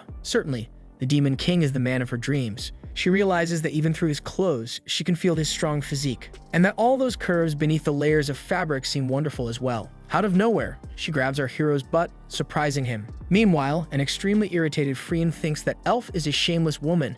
How dare she desire His Majesty? As she moves closer, the elf thinks she really wants to taste him. Very slowly, she runs her tongue along the hero's neck, and Freem is on the verge of exploding as she watches the scene. Unable to bear it any longer, the dark elf steps between them, declaring that this stops here. She says that the queen is a prisoner and that he should stay away from her, no matter the reason. Remaining calm, our hero explains that this is nothing to him, telling her not to worry. Exasperated, the elf exclaims, "Nothing, Your Majesty?" She says that there are several issues in the territory that require his attention and that he should go immediately to take care of official matters. Lucius shouts, "Yes." Freem adjusts her glasses and says, "Good." And she continues to saying that His Majesty should leave things here to her. With a piercing glare, she asks if there is anything else for His Majesty. Frightened, he says there is just one small thing, while wondering if Freem might have overreacted just a little. He asks if he can invite this elf to have dinner with them later, as he wants her to experience the hospitality of the demon army. Bowing, the elf says that just having dinner is not a problem and that the decision is quite fitting for the status of the Demon King. Lucius says that is good while laughing. As our hero takes his leave, he says he is going now, while the elven queen thinks that she was so focused on the Demon King that she almost didn't notice something. Those seductive, plump lips. and also that voluptuous and explosive figure, along with that tempting brown skin. Turning red as she thinks that she is a wonderful drow. She becomes slightly concerned about the shameless demon hound and the fallen drow who betrayed the gods. She wonders why she gets so excited just thinking about insulting her. Meanwhile, the dark elf sighs. She says that any insult that comes from the elven queen's mouth is a pleasure to her. She adds, "Elf trash, I don't know what you're planning by approaching his majesty with such shameless methods, but..." She says that if the queen dares to think anything improper about his majesty, then she will make her regret ever being born into this world. But the only thing the elven queen asks is whether the drow personally carries out all harsh measures. Freem confirms and says that in the entire demon army, no one is better at interrogation techniques than she is. The queen says that is wonderful, and that Freem can begin because she is ready for whatever she has in store. Blushing, Freem wonders if she misspoke or if the woman misunderstood her, as she seems quite eager. Scoffing, Freem says that she won't have time today as both major and minor matters await His Majesty's attention. She adds that someone will come to take the queen to her quarters and orders her to behave until then. The elven queen thinks that she is just leaving like that, and she thinks it's fine and wonders if, should she do something with the demon king, that drow will attack her brutally. She says that this is exactly what she expected from a lustful and mocking drow. A little too excited, she thinks. This is so. Drows are fallen elves who abandon their precious and unshakable faith in the elven gods, which is why they became what they are. So, as an elven princess, she has the duty and ability to redeem this fallen drow and make her realize the essence of the elven gods. She thinks that she will remember every single one of these humiliations, and that she will personally bring this drow back from the wrong path. With a leaf-shaped pen, she draws something on her thigh. Meanwhile, outside the castle, the elf feels something strange, wondering why she feels as if she is being watched. Inside the demon castle, our hero says that this meal is her welcome to the demon army, and tells her to feel free to enjoy it. Freem tells His Highness that there is no need for such courtesy with their enemy, especially not preparing food for her. The queen asks if she means that someone like her should be imprisoned and fed pig slop instead. Then she chooses to taste a large pickle that was on the table. Embarrassed, our hero says there's no need to panic as the hospitality of the demon army is not lacking, while Freem is irritated. He explains that preparing this is not difficult since they are just vegetables and fruits, and that they even taste quite good. He thinks that he would still prefer if she could behave just a little. At the same time, under the table, the elven queen slides her feet along our hero's leg. Embarrassed, he wonders what she is planning now, but he knows that if he confronts her, she will only escalate things, so he just stays strong. He explains that he has something important to discuss with Queen ßōᴅᴜᴛ regarding the war, something that could bring disaster to both armies. Annoyed, she asks if that isn't exactly what he wants, and she tells him to understand that she will never betray Razma. He says that she must have heard about the incident with the six-winged fallen angel and explains that she is not an ally, and that a demigod should not be underestimated. Freem tells His Majesty that all of this happened due to his negligence and that she made a very grave mistake, but our hero says that it was unavoidable. The drow questions this high level of power and asks if forces from other planes are intervening. He responds that probably not yet. He continues saying that to end this war quickly for both sides, a small loss may be necessary, and he tells ßōᴅᴜᴛ that she will become the demon army's ambassador. While eating, the elven queen seems quite entertained with another matter, while our hero ends up feeling a bit excited. Suddenly, a loud bang, and Lucius, tense, ends up punching the table, while the dark elf calls for His Majesty. But in the next moment, he says it's nothing, calming the woman. The queen thinks that if the drow catches her, she will certainly be punished, and while that would be wonderful, she loses the opportunity to get closer to the Lord, and she thinks that what she truly wants is to trample on him with her feet. Surprised, our hero asks Freem if there is a problem, while the elf crawls on the floor. Irritated, she tells His Highness that the demon army has never had an ambassador before, but he says that even if they haven't had one before, removing the boot from one of his feet, and he adds that it doesn't mean they can't have one now. He says that times are changing, that the world is constantly evolving, and that they cannot remain stagnant. As their feet tangle beneath the table, he says, otherwise, he will definitely be left behind by the others. And Freem says that, as expected of His Highness, he is always a visionary. But in the next moment, out of nowhere, the elf seems to be in another world. And blushing deeply, she lets out a small moan. Exploding with irritation, Freem asks the elf trash what she is doing, saying she has tolerated her long enough, but Lucius tells her to calm down. Our hero thinks it seems like he stepped on something strange, while the elf asks if, after all this, he still wants her to work for him. He says that her position can be arranged, and he will also release 2 other captured elves to support her. He adds that what to do and how to do it is up to her, and he will respect her ideas. Our hero thinks that she should escape quickly, and as an ambassador, she will be able to leave and visit places normally. Now with the 2 elves, one of them says that they should hurry up and escape. She says she heard that the damn demon king wants her to act as an ambassador, so they can just run away. It all says that the king is stupid and asks if the choices are only up to them, saying that, as expected, he endures humiliation for a chance to live. Suddenly, the elven queen lets go of the girl's hands, and as a final statement, she says that they will not escape. The girl asks what she means by that, while the other, concerned, asks why they wouldn't escape. Shouting, the girl asks if she really wants to become a pet of the demon army, and the other elf asks her to calm down. The woman explains that this is not the case and that escaping is certainly easy, but that it is a cowardly and foolish act, that running away will only guarantee their own safety,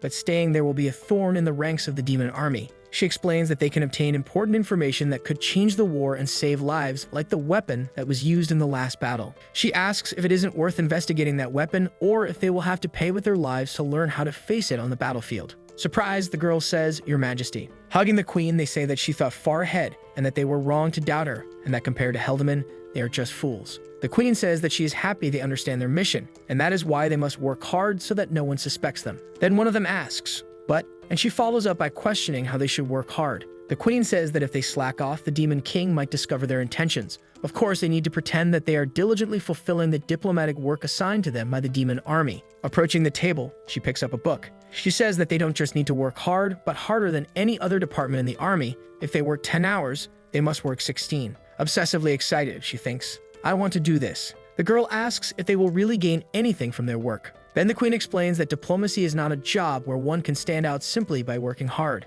Since the alliance is made up of different races, regardless of factions or nations, they have an unshakable belief that the demon army must be destroyed, and that the people conquered by the demons hate them more than anything and must wish for the alliance army to lead them once again. Considering this belief, thinking that the demon army wants peace would be impossible, no one will accept it, and none of their efforts will bear fruit. The girls say that they understand and that they will work hard, that they cannot let the king underestimate the efficiency of the alliance, and the other says she will handle the translations. They say they are full of energy now and that they could last until tomorrow morning, and the other says that they will work until then. The elven queen thinks, "I can't say that. That the truth is, she is enjoying this a lot and doesn't want to leave. How could she say something like that?" Sometime later, Freem says that this is ridiculous, that a group of prisoners wanting to serve His Majesty now can only be some kind of conspiracy. Ashen tells her that she has been pacing there for at least an hour, and that it's starting to make her dizzy. Freem asks Ashina what she is doing there, and the girl asks if she was walking around for an hour and only now noticed her. Ashen says that since Priscilla was promoted and transferred, Its Highness told her to take this opportunity to study and learn more.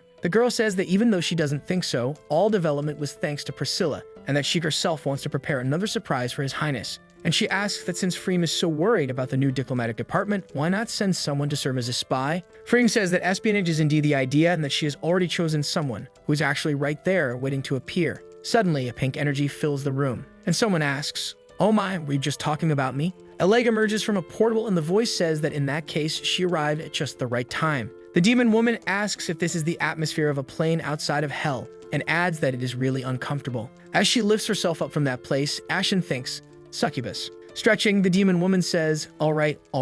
Smiling, she says that the succubus has arrived. The newly arrived woman stretches and yawns. Then she says that cross-plane teleportation is really quite uncomfortable. Annoyed, Freem tells Ibis that this is the Demon King's army, not her own home. But the succubus tells her not to be so serious, since their emperor isn't here right now. This could be their happy hour. Getting closer, she asks Freem how long it has been since they last saw each other, saying the last time was in school, asking if she's right. She says that Freem was in the interrogation department while she was in the potions department. Speaking seriously, she gives a slap to a very specific part of the elf's body. She continues, saying that Freem hasn't contacted her beautiful junior for a long time. But suddenly, grabbing the woman's hand, Freem says that's enough. Throwing the succubus's hand away, she orders her to restrain her succubus nature because that is not why she summoned her to the Rasma plane. Ebis says that Freem is such a boring woman and asks why she can't just enjoy pleasures like the other drows. She adds that she knows what the Drow wants her to do, that it must be something like being a spy or something similar. She says that, of course, the most important ability of her clan would be the ability to read minds. She says that she hasn't served a demon lord since she graduated hundreds of years ago, but her skills are the best in her entire clan. Ashen asks if the legendary clan can read thoughts, and if they are the best intelligence agents in hell, capable of revealing the gentler side of everyone. Ibis confirms and says that, for example, Ashina's name is Ashina, and that she is a pacifist, but surprise, Ashen interrupts, "No more anyway, how does an army have someone as strange as you in charge of the weapons department?" Freem, irritated, orders the succubus to stop showing off her mind-reading abilities there. Ebis says that her secrets are safe because she still can't read her level. Blushing, Freem says that she is devoted only to His Highness and that she has no secrets. And she shares her concerns about the prisoners from the new department. The woman chuckles and asks if this isn't just spying. She explains that her succubus clan is the best at doing that sort of thing. She tells Freem not to forget that succubi like her can even impersonate angels and saints, allowing them to infiltrate heaven itself. She then asks how, with all of this, Freem can possibly not feel at ease. Freem says that she believes in her talent, which is why she requested her transfer. She warns that elves are highly sensitive and tells her to be careful. Ibis tells her not to worry, saying that she has the best options from her clan and will extract all the information Freem needs. Happily, the succubus asks if Freem would like a bottle, while Freem asks if it's that. Ibis explains that it's her latest research, something that can increase sensitivity by 100 times, and that even just walking could bring unparalleled pleasure. Out of nowhere, she turns around and says that she doesn't need that, and the succubus asks if 100 times not enough, if she would need something even stronger. Grabbing another small bottle, she says that she has a powerful hypnotic potion there, and that even a demon emperor, after drinking it, would become a puppet in her own way. They would do anything she asked, no matter how humiliating it might be. Freem looks horrified at the explanation, while the succubus gives a little laugh and says, "Right." Closing the door behind her, the succubus leaves the two women in silence in that room. Ashen asks if she is trustworthy, as the rumors say that if it brings pleasure, it will sell anything, and Freem asks since when they use the word trustworthy. She explains that now she just needs a guard dog, and if it's an evil dog, even better, it will be able to stand watch against those light data thieves. Meanwhile, the succubus moves through the castle, thinking that a pacifist demon was asked to develop weapons, in addition to appointing an elven prisoner as an ambassador, and that the ideas of this renowned demon are quite incomprehensible, though the more incomprehensible they are, the more powerful their effects will be in the future. She thinks that this demon king Lucius is undoubtedly the man closest to the demon god. Excited, she thinks.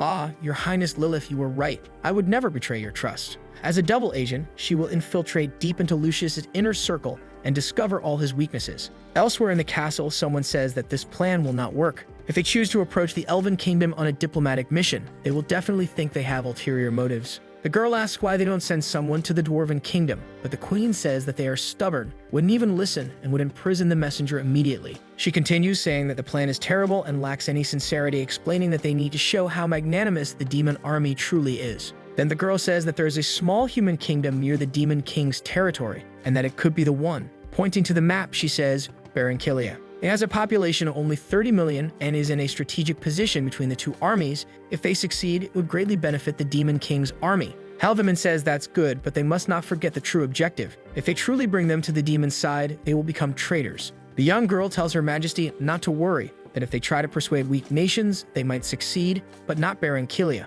The old king is the most resolute supporter of Razma. He has already led troops against the demon king, so anyone could be a traitor, but this king definitely would not. Moreover, one of the conditions is to give up his royal position and retain only part of his wealth. Excited, she says that they would never just accept suddenly becoming commoners, that their mission will definitely be rejected. The Elven Queen thinks that this makes sense. Continuing, the girl says that they obtain important information that must be delivered to the Alliance immediately, that it was Priscilla who created the cannons. Looking at an image, she questions, her? And says that she can't believe that Priscilla completely betrayed them. The young girl says that, in addition to this information, there is also a piece of military intelligence that is a matter of life or death. There is also the mysterious 7th Legion of the Demon Army, and they have already been moving behind the heart of the Alliance. This legion is composed of aquatic creatures from Hell, meaning they can cross the oceans where the Alliance has no defenses. Since the war began, this legion has already been relocated by 100 miles, and according to intelligence, it are ready to launch a surprise attack. Shocked, the queen asks if this is a naval force, and if they reposition by 100 miles in just 3 years.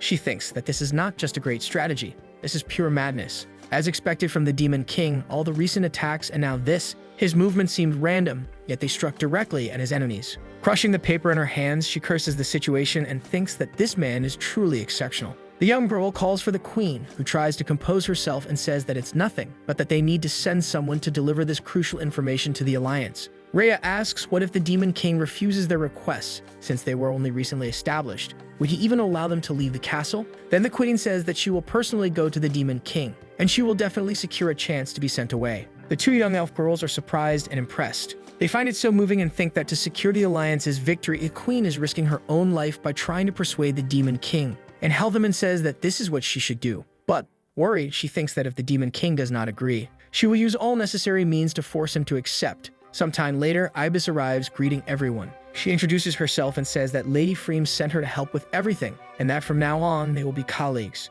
The three of them look somewhat suspicious. Rhea thinks that after everything, she has come the demon's lapdog, and that she is clearly a spy sent to monitor them. Meanwhile, the other young elf thinks they should hide the documents so the woman doesn't find out. They cannot let her discover anything, while the elven queen doesn't think about anything at all. Ibis is surprised to find a diplomacy department full of spies and thinks that she is a wild card. Besides, it's quite the coincidence. The queen welcomes the woman and asks what her abilities are, while Ibis says that it is an honor to work with her and that she will need guidance. Sitting down, she adds that she will just observe from the corner for now. Meanwhile, the elves think that she looks beautiful sitting there, but they hope the demon's Ｓōᴅᴜᴜᴛ doesn't get sent there, and that this is infuriating. Ibis thinks that no matter how vigilant she is, if she can't see their thoughts, it won't help, and as Lucius's adversary, she will never betray them. Though she finds it strange that she can't read the queen's mind, she assumes that while Helleman isn't at the holy level, she might have some kind of protective artifact. She knows that elven treasures are truly abundant, but it doesn't matter.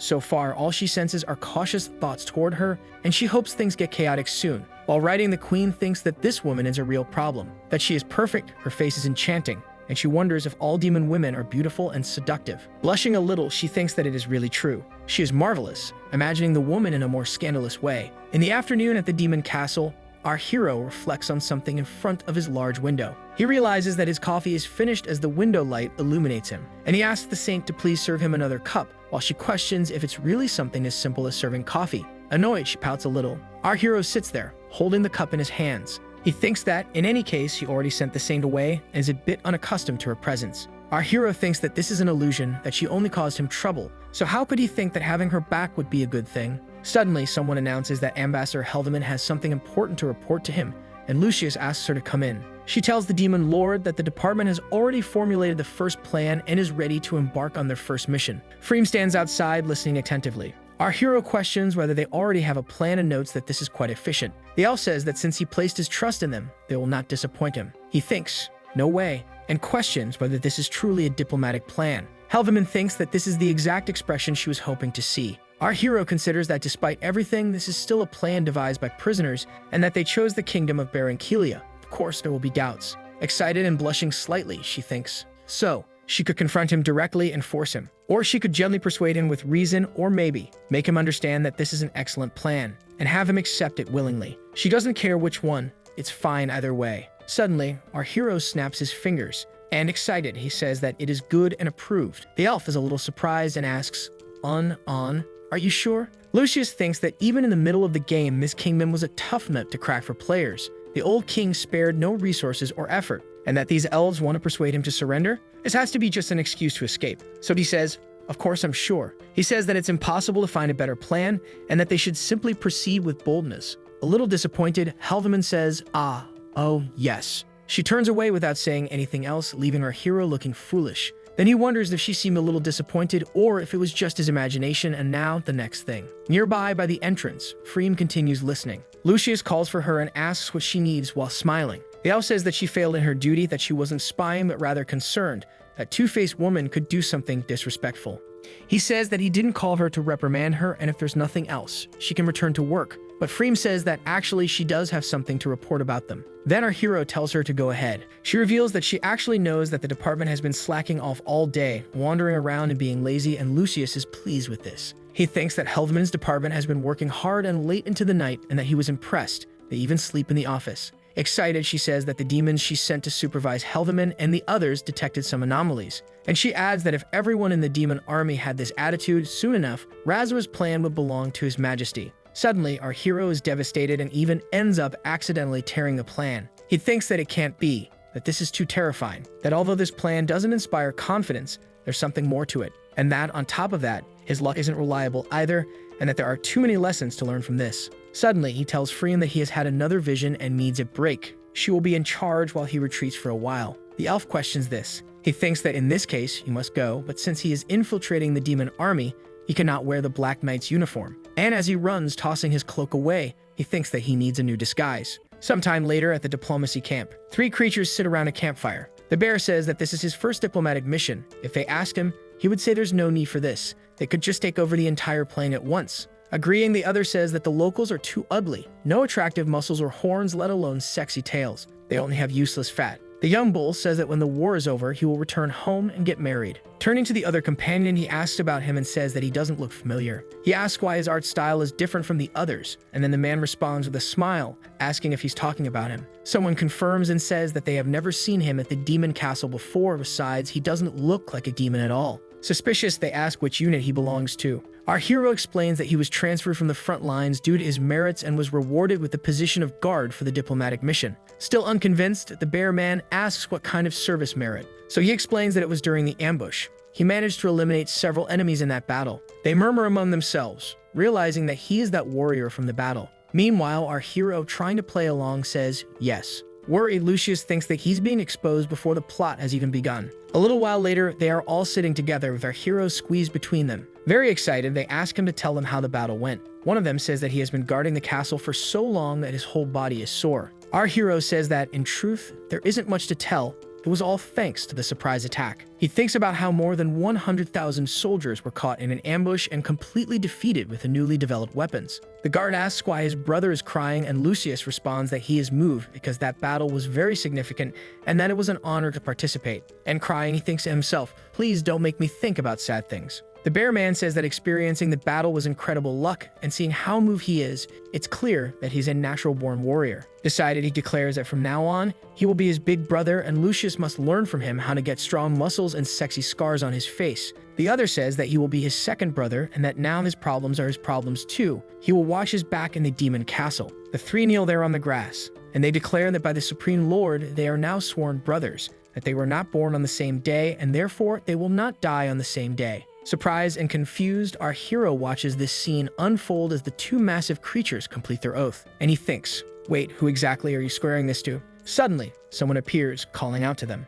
Ibis asks what they are doing out there, and the soldiers say that they are just having a deep conversation with their new little brother. She interrupts, saying that there is no need to continue because she isn't interested. She orders them to take the night watch and guard the fields, and the soldiers obey. The demon woman reads their minds and sees that one of them is wondering what the point is of guarding a safe place like this. Meanwhile, the bear seems somewhat intrigued, and the bull man thinks that he just needs to endure a little longer, and soon he will be able to see her again. Meanwhile, our hero sits in his corner with his head down. Ibis thinks that this is yet another one she cannot read, and she wonders if he has a special item like the elf, if he is stronger than her, or if there is another possibility. A spy. She thinks that Freen might have placed a spy among them because she doesn't trust her, and if not for her mind-reading ability, she could have been deceived. Ibis wonders why the man is smiling at her in such a creepy way. Pointing at our hero, she tells him to follow her because she has another task for him. Desperate, Lucius points at himself and says, me? Grabbing him by the shirt, she says that's right and that he must come with her. The soldiers wonder why she took their third brother and question if she might be interrogating him about the battlefield. One of them explains that his brother doesn't understand she is a succubus,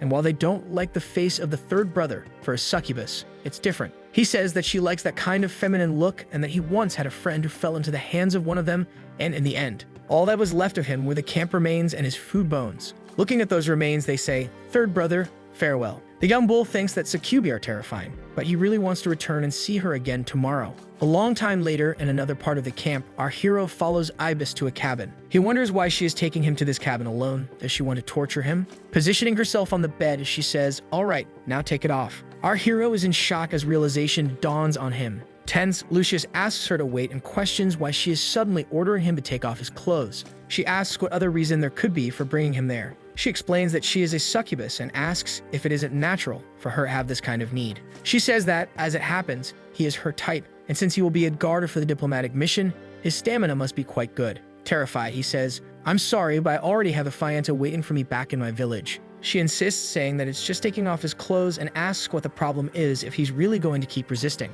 Ibis thinks that once he removes the treasures he carries, or if she can check the magical inscriptions on his body, she will be able to confirm his identity. But in the next moment, something seems to happen. She is very surprised as she uses her magic. She questions whether he actually managed to nullify her enchantment magic. So the video ends here. If you don't want to miss the next part, activate the notification bell, and see you next time on Tob's channel.